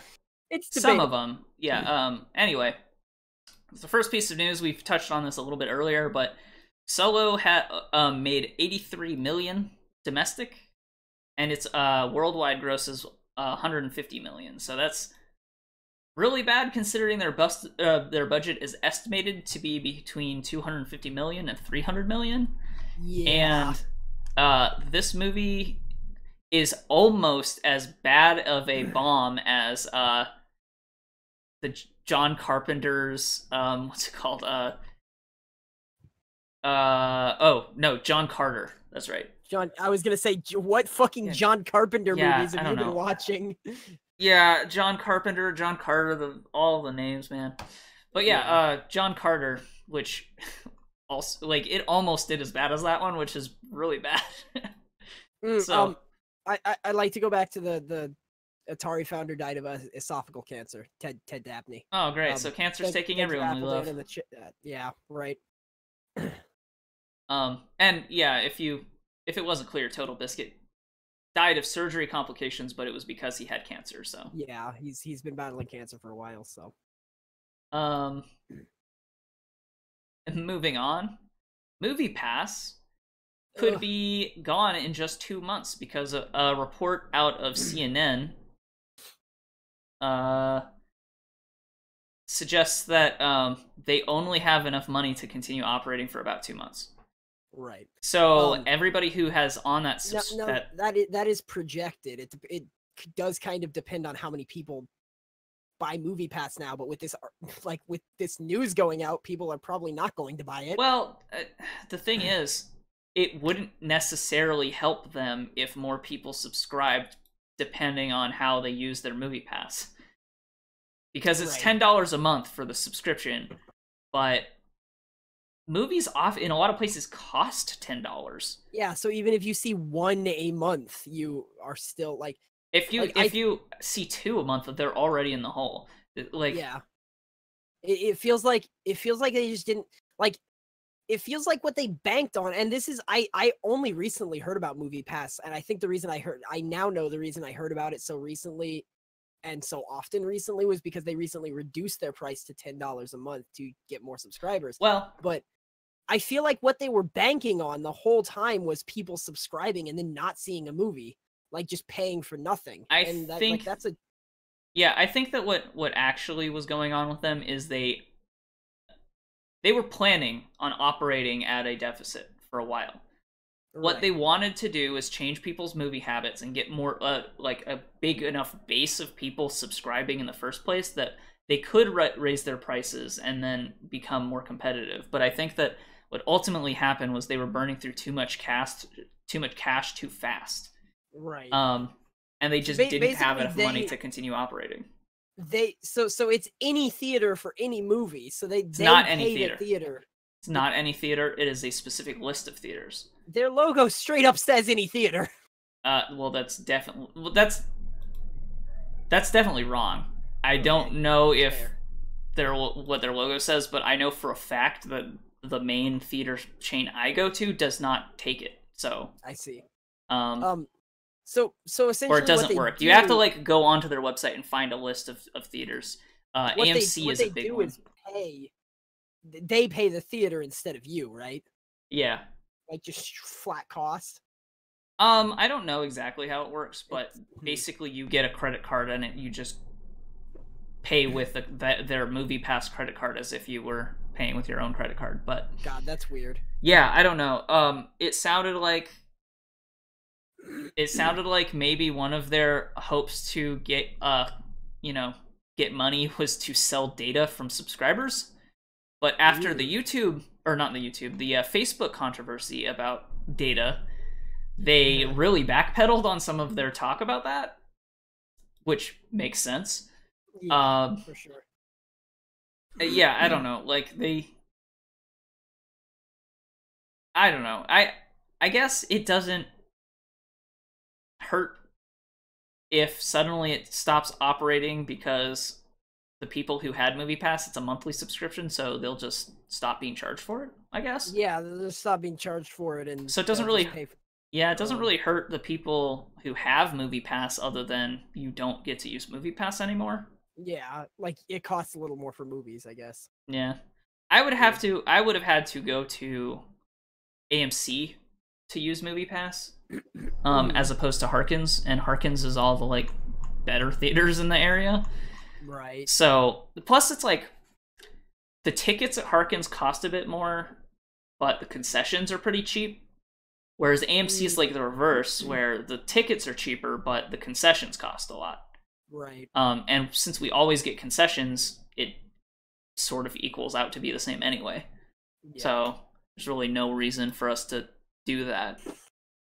Plus, I just don't like subscription services. It's easier to just pay money. I mean, if I went, for me, if I did go to AMC to see the movie using Movie Pass or whatever, it probably would have been cheaper. Because I see enough movies for sure that it wouldn't bother me. And they recently added a thing that stops you from being able to see the same movie multiple times. And I also don't do that very much. So yeah. If ever, I don't think I've ever seen a movie twice in the theater, but so yeah, I don't know. Like, MoviePass just seemed like a weird concept to me, and it looks like it might not be going. But this is all a CNN kind of Projection, report. essentially. Yeah, well, it's not a projection. It's almost more like a rumor. Right. Well, out of an analytics firm, it looks like. Yeah, I'm calling it a projection because the idea is that they will be going under because they will run out of money. And we know that just because. But we don't know how much money they necessarily have and what other connections with money they necessarily have. So this is still a rumor. This is not. It's a projection based on rumors, I guess. And analytics from an analytics company, but I don't know. Either way, this tanked their stock. Yeah, as you might expect. It would. Yeah, definitely. And they've been kind of losing more and more equity in the stock market as time's gone on. Anyway, right. So, yeah, I don't know. People are not very. People the whole time people are not thinking that MoviePass is really making any money, but now it's pretty obvious that they're not making any money. I'm just gonna put all this stuff at the end and just move on to this topic. So Netflix. Okay. You know, Thel's not gonna show up for it. Like, he ain't gonna be here today. we can't delay it for Thel's reaction. Yeah. Well. That thing. That part. Yeah. There's just funny stuff. Anyway. Netflix briefly tops Disney as the biggest pure media company in the world by market value. Which is ridiculous. So, as much as people are complaining about Disney, Netflix is bigger than Disney right now. And this is why Disney wants to merge with Fox, because they're worried about competition with people like Netflix. Yeah, so they briefly passed Disney in market value as the most valuable media company in the world. But because these things fluctuate, Disney's back on top for now, but either way, Netflix was even able to pass Disney. Like, that says something. Yeah, that's crazy.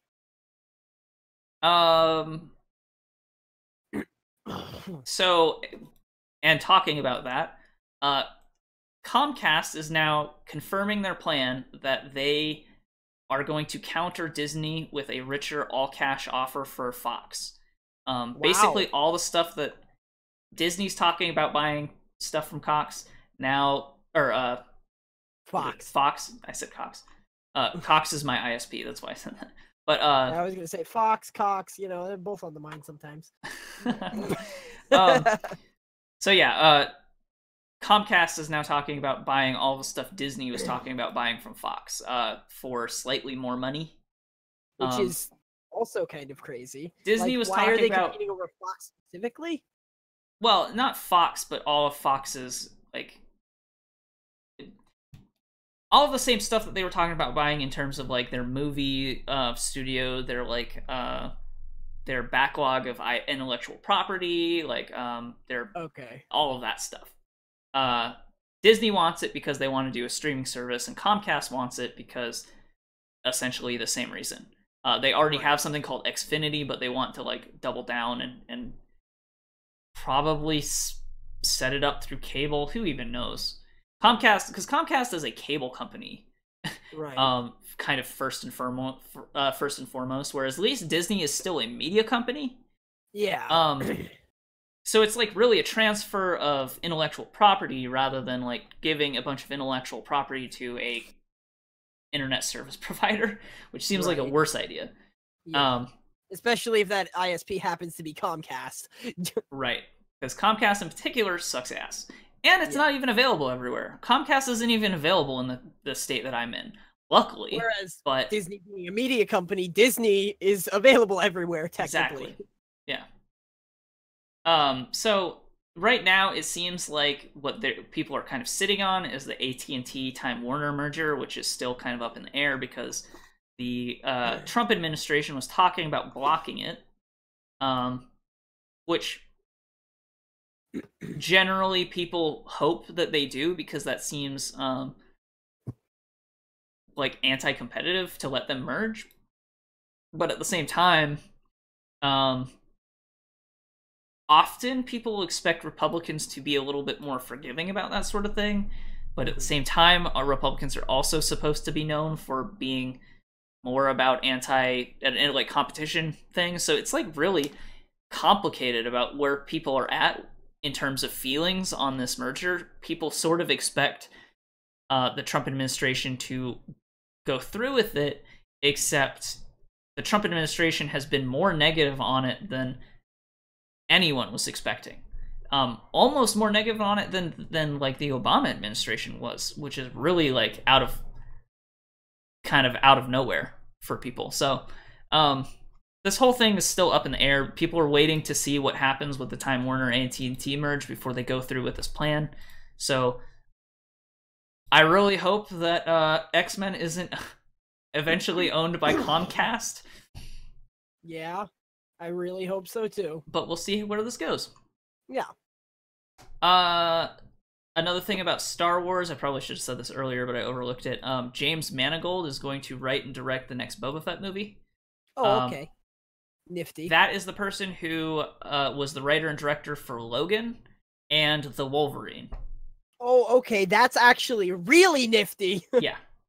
So they've tapped him several times in the past for stuff like this, and they expect, if he does sign on, or it seems like that, yeah, this is a done deal from the sounds of it. So, it says he is. Yeah, Boba Fett movie. Nice. So I'm pretty excited for that. That looks like it's gonna be good. They just have to give him. They just have to give him a good amount of creative control, which I don't know if they will, but.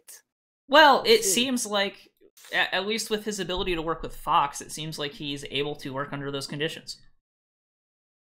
So, we'll see how it goes. Yeah.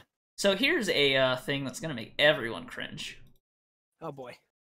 Remember that Watchmen HBO series? Oh boy. Yeah. So, in a bizarrely written statement from Damon Lindelof, showrunner of the upcoming HBO Watchmen series, all of those things we hate. I kind of wish Thel was here so he could rail on Damon Lindelof some more. He's the guy from Lost, and he hates his writing right up until the end, and then everybody hated it. Yeah, and basically anytime Damon Lindelof touches anything, Thel trashes the crap out of it, kind of for good reason. So I wish he was here. Yeah. And one of the next bits of news, but yeah. But this one, so he says this one I just can't wait. I could say Damien Lindelof fucking sucks, and I can't wait to see how shitty it is. So here's a quote from Lindelof about the HBO series. So Watchmen, the issues with remaking the Watchmen, those issues are sacred ground and will not be retread, nor recreated, nor reproduced, nor rebooted. Then he says, they will, however, be remixed. Whatever that means, right? Yeah, what a fucking... He says, because the bass lines in those familiar tracks are just too good, and we'd be fools not to sample them. The original 12 issues are our Old Testament. When the New Testament came along, it did not erase what came before it. Blah, blah, blah. So with Watchmen, the comedian died, Dan and Lori fell in love, Ozymandias saved the world, and Dr. Manhattan left it just after blowing Rorschach to pieces. So it sounds like maybe this is taking place after Watchmen, I guess, but it will draw back on aspects from that. But also it's being written by Damon Lindelof, so who knows what'll happen. Yeah, it's like maybe he is rebooting it and he just doesn't have any fucking idea what he means by the Old and New Testament. Who knows? Who knows what Damien Lindelof is talking about? I can tell you one person who never knows what Damien Lindelof is talking about. Damien Lindelof! Yeah. So, I mean, people are already touchy about Watchmen. They don't like it to be, turned into stories. They don't like to see it adapted, because often people do it poorly. And an HBO series might be a good place for Watchmen, but not when it's written and directed by Damon Lindelof. Although I guess he's just the showrunner, so maybe I don't know. Who knows? I don't know. I don't expect it to be any good. I don't expect any adaptation. I don't of Watchmen to be really expect it to be good, but at the same time, it is on HBO, and they've had a good track record lately. So That is true. I don't know. We'll We'll see see. what happens. We'll see what happens, but I'm not really super.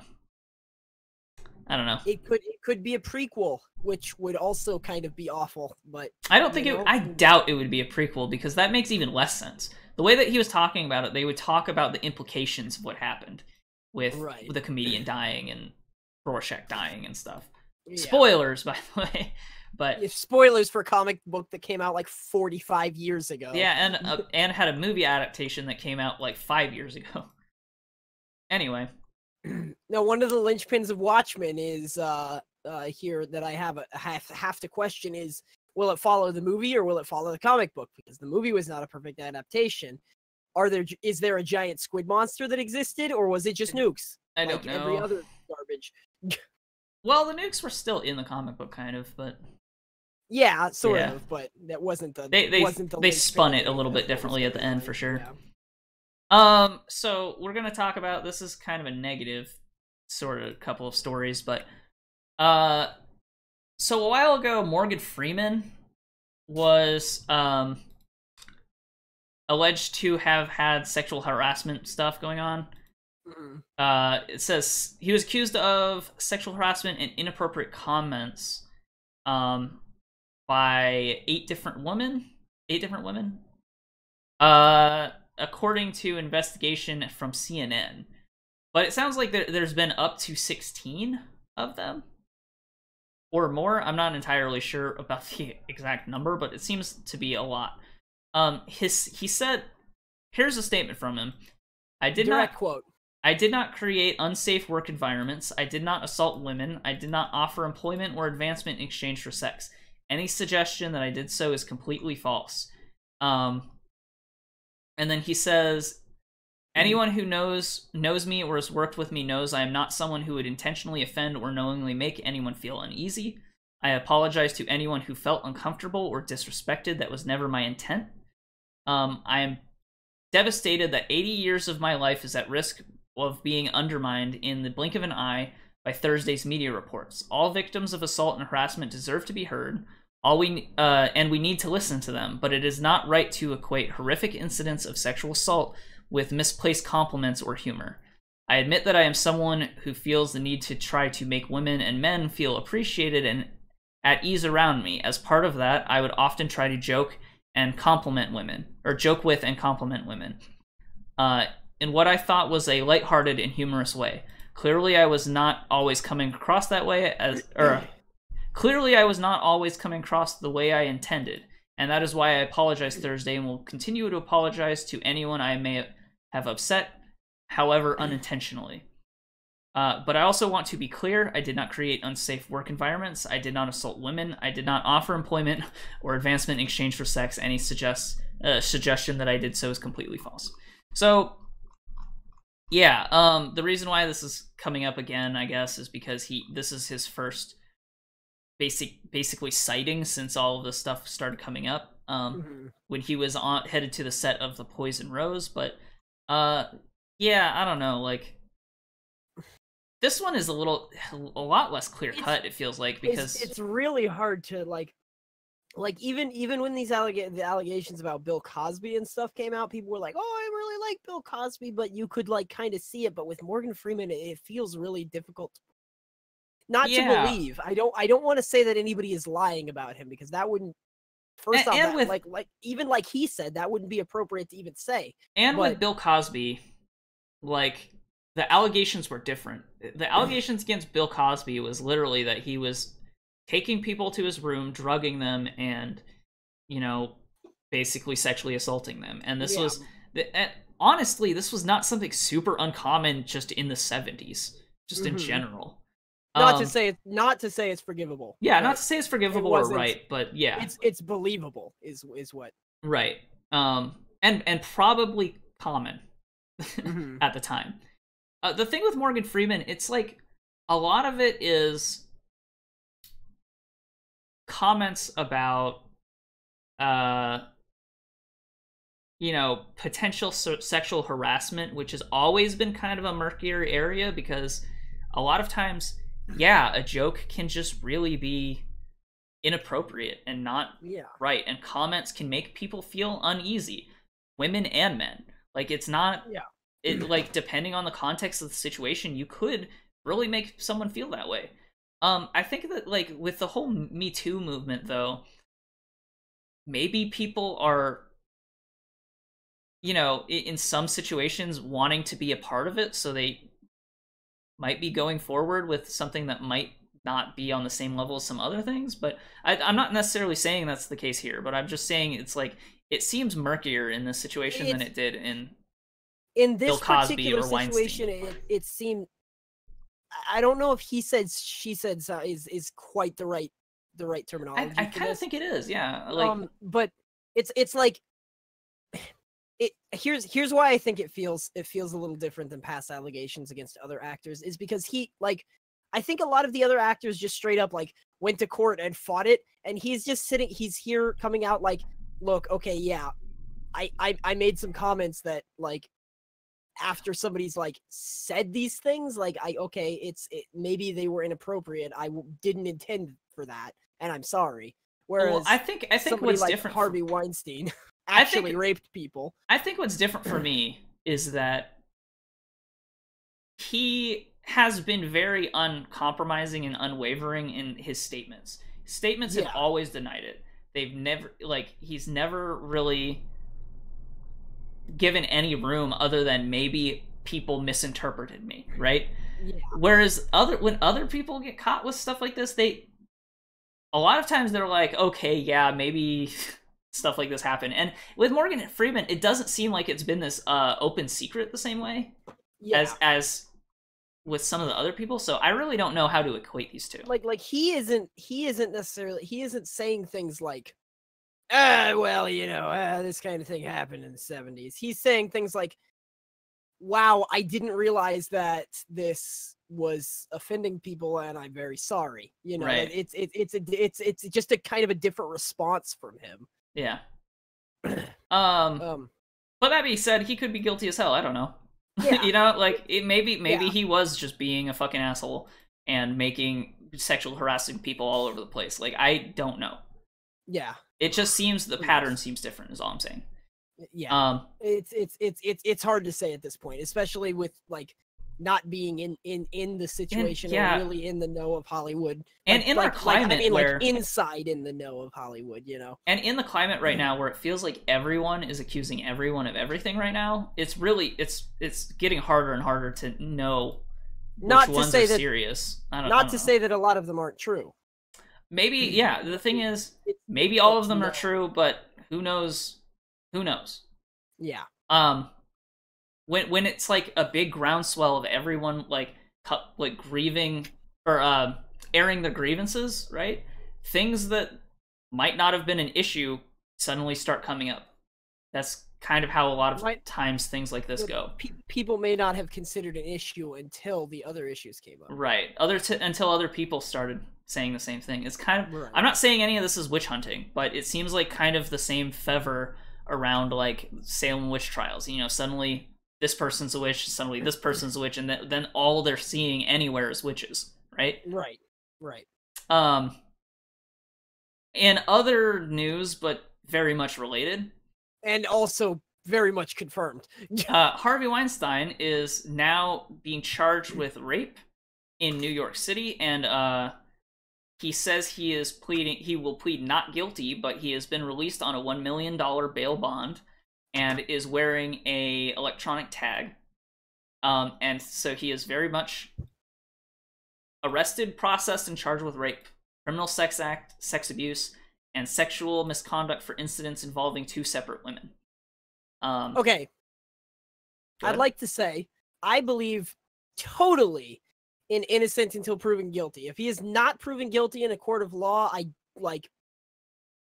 I agree as well. I don't think that he will be proven innocent in a court of law, honestly. I feel as though like he's going to go down for it no matter what. I feel like it seems as if there's enough information for him to be lock, stock, and barrel, but we'll see. Most certainly. I mean, if hundreds of people come forward with well, actually, though, the way that you kind of have to approach it in the court's perspective is each case is separate and different. So he's being charged with two different cases of these things, but they have to be held separately and I don't know if they're being tried at once or separately or not, but the evidence you have to look at the evidence separately for each act, and even if there's a lot of rumors, you're not supposed to be able to take those into account when you're judging the evidence in that case. So now I would like to take a moment to imagine the jury selection for this. The jury selection alone is going to take absolutely for fucking ever.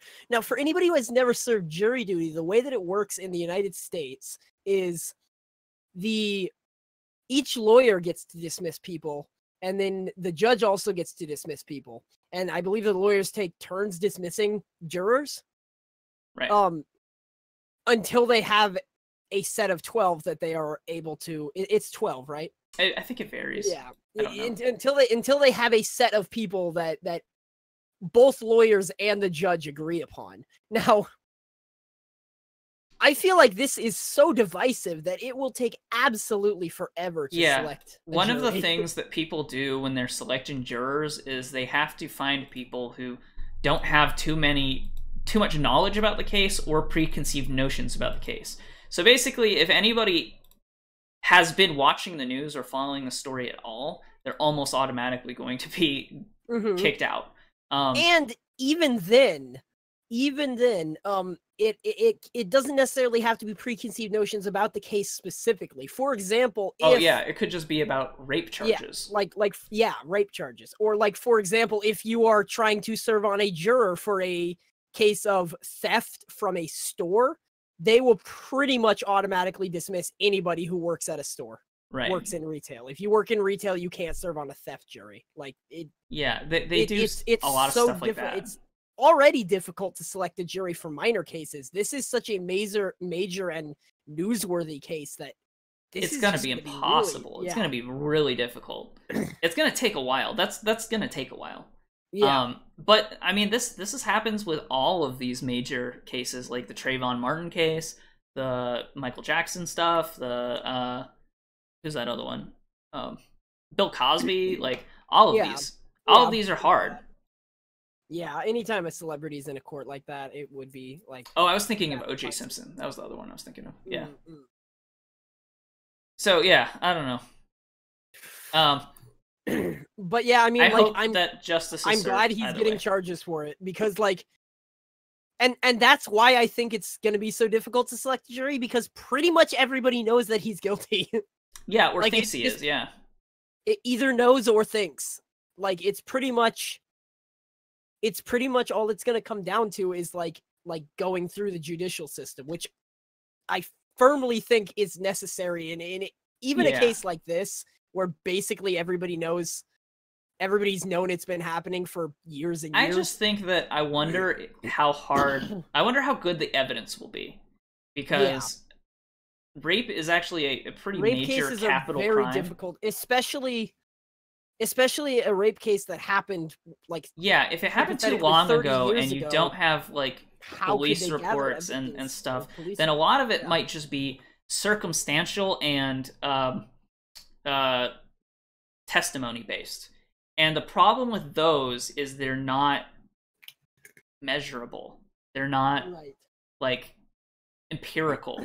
You can't say for a fact that someone's memory of an event happened exactly that way. Like, exactly. It's really hard to prove rape cases in general, but especially ones that are that far away from the actual time it happened. So additionally, this guy, like, this is Harvey Weinstein. This is like the definition of the word mogul. Like, if you think he's not going to have the world's best lawyer, you're fooling yourself. So his bond was $1 million. But really, like, he pretty much already lost everything, you know? Well, so and that's I hope he goes down for it, but here's the thing. That's both the benefit and that's both the upside and the downside to the court of public opinion, right? Mm-hmm. Pretend for one moment that Harvey Weinstein was innocent of everything, right? Okay. He is so trashed, and he has so little respect that he basically lost his entire livelihood over this. Right. So if even if a person was innocent, law. yeah, if this person was innocent and like legally he is innocent, he's already lost everything. Yeah.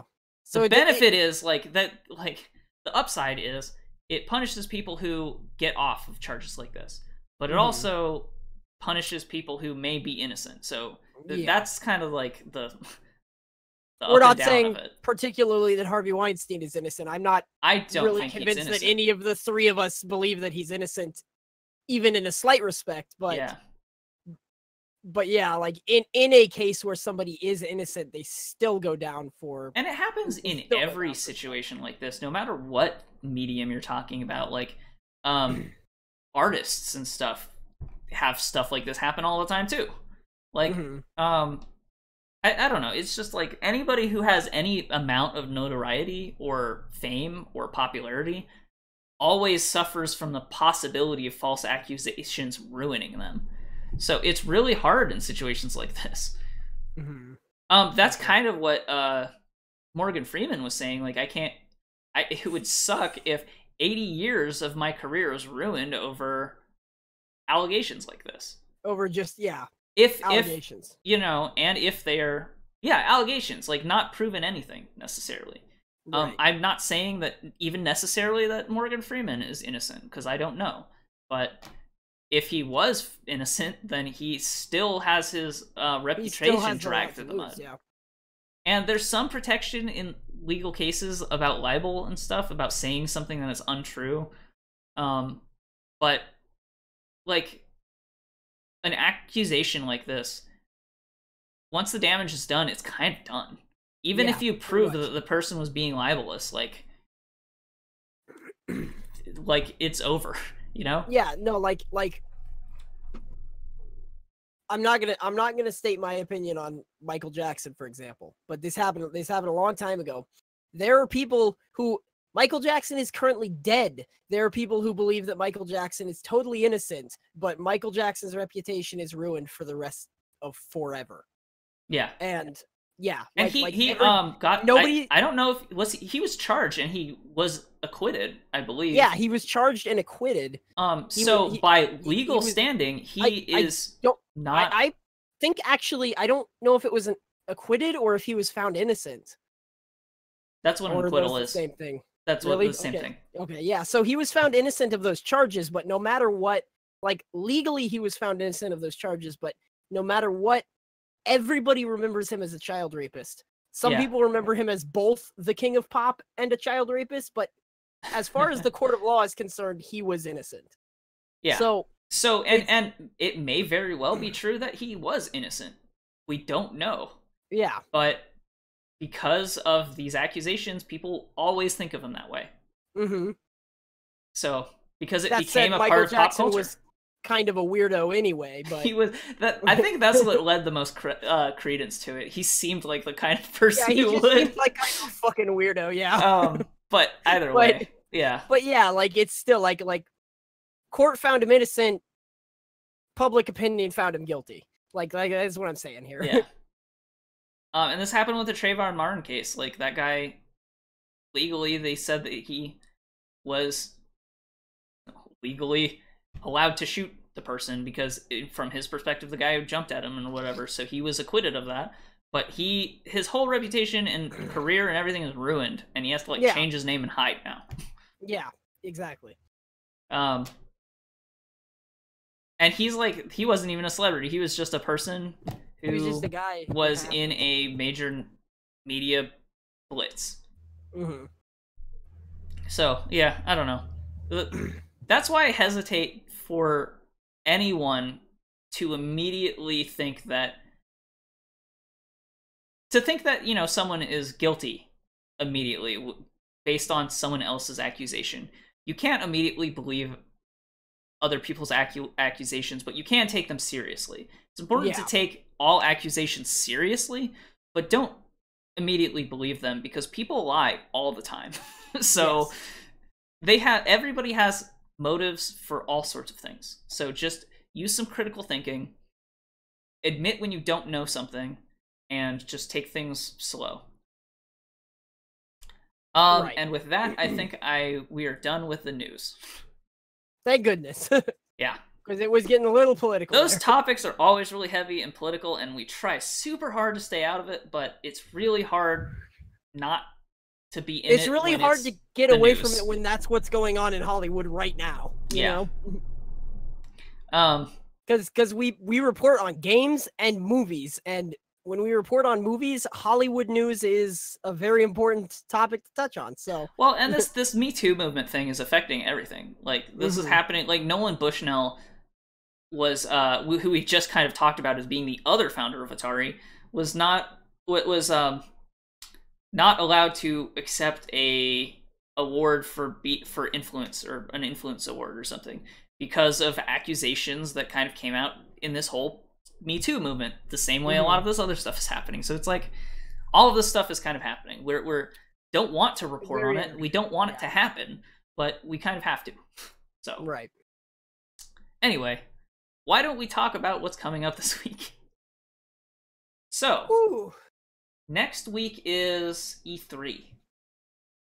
So our content might change a little bit. We might not do the podcast next week.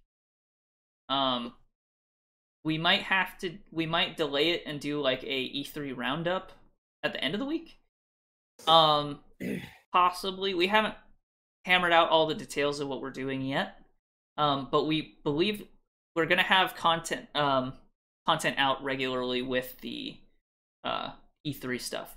So if we don't do the press conferences live on Twitch, then we'll do something recorded and put it on YouTube, and then have some sort of E3 roundup at the end, rather than having maybe one on Monday, because it will be a bad podcast if we do it on Monday, I think.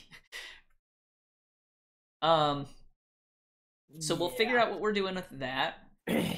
What is your plan for streaming in the upcoming week until E3? I'm probably going to go a little bit more hard on Dark Souls, because I just remembered how much I goddamn love that game so much. Now's a good time for it. It is. It's a really good time for it. I don't even like Dark Souls that much, or I won't say I dislike it, but I really haven't played much of Dark Souls. But I really want that Solaire of Astoria amiibo, because it's so funny. And I'm so sad that the Switch version got pushed back. Yeah, I'm totally gonna buy that Solaire. I'm probably not even gonna buy it on the Switch, but I'm totally gonna buy the Solaire Astoria amiibo. That's funny. Absolutely. I think that at some point, Sane, you and I should play Hack Tag. Yeah. Coming up here soon. I have it, so you would need to get it, and we could play that. That'd be pretty fun. It's a okay, here's the tagline. It's a fast-paced two-player co-op stealth game with asymmetrical gameplay. So one person plays as a remote hacker who hacks systems. I believe that you and I, like a long-ass time ago, played a really we played a game very similar to this, if not the we may have played the proof of concept on this game. Yeah, I'm pretty sure that's what it was. But essentially, one player plays as a hacker who kind of hacks systems and infiltrates electronically into a facility, and another person plays like a stealth action kind of game, like all a Splinter Cell almost. Different perspective and stuff, but that might be the most comparable. Right. Where they have to avoid detection and stuff, and the hacker character has to help them out, and like going through doors and whatnot. So it seems really cool. It seems really interesting for asymmetrical gameplay. It's definitely a game I'm interested in looking into, and totally interested in streaming. Maybe even a let's play on it if that's possible, but that's I'm not gonna say that's for sure. And like I said, I'm going to start a streaming schedule pretty soon here, but I want to wait until after E3, because that's going to be a lot of work for us, and I want that time open. Yeah, E3 is definitely going to be a lot of yeah, and a majority of our whatever streaming content we might do, probably will be on this channel. For sure. My Twitch channel will be Sane Gray, which is like right here. It's been here the whole time. Yes. But now I'm not. There's no plans for streaming. Now that said, yet, when you do start streaming, saying we like Thursday nights could easily be like a multi-stream kind of. Oh yeah, situation. we're gonna do stuff like that for sure. Um, If not, I think I would even prioritize your stream than mine necessarily for that, even. Right. Just because that's kind of what we've been doing. So either way, that is our plan for this week. I don't Both know. of our streams are right under our portrait, so or right next to our portrait. So go check those out. Even pre-sub to Sane because he's a great guy. I love him. Well, you won't see anything for a couple weeks either way. But it'll take a while, yeah. I don't know if Thel has anything yet though. So Thel, I'm not sure Thel intends to stream. I think he's much too busy making streaming, fabulous videos. YouTube content. Thel I is think he out might this have week. something coming up. Thel is out this probably week. not this week, but he definitely has a plan. I think it is. I think it is this week because he feels pretty bad about skipping this week. This is his regular release week.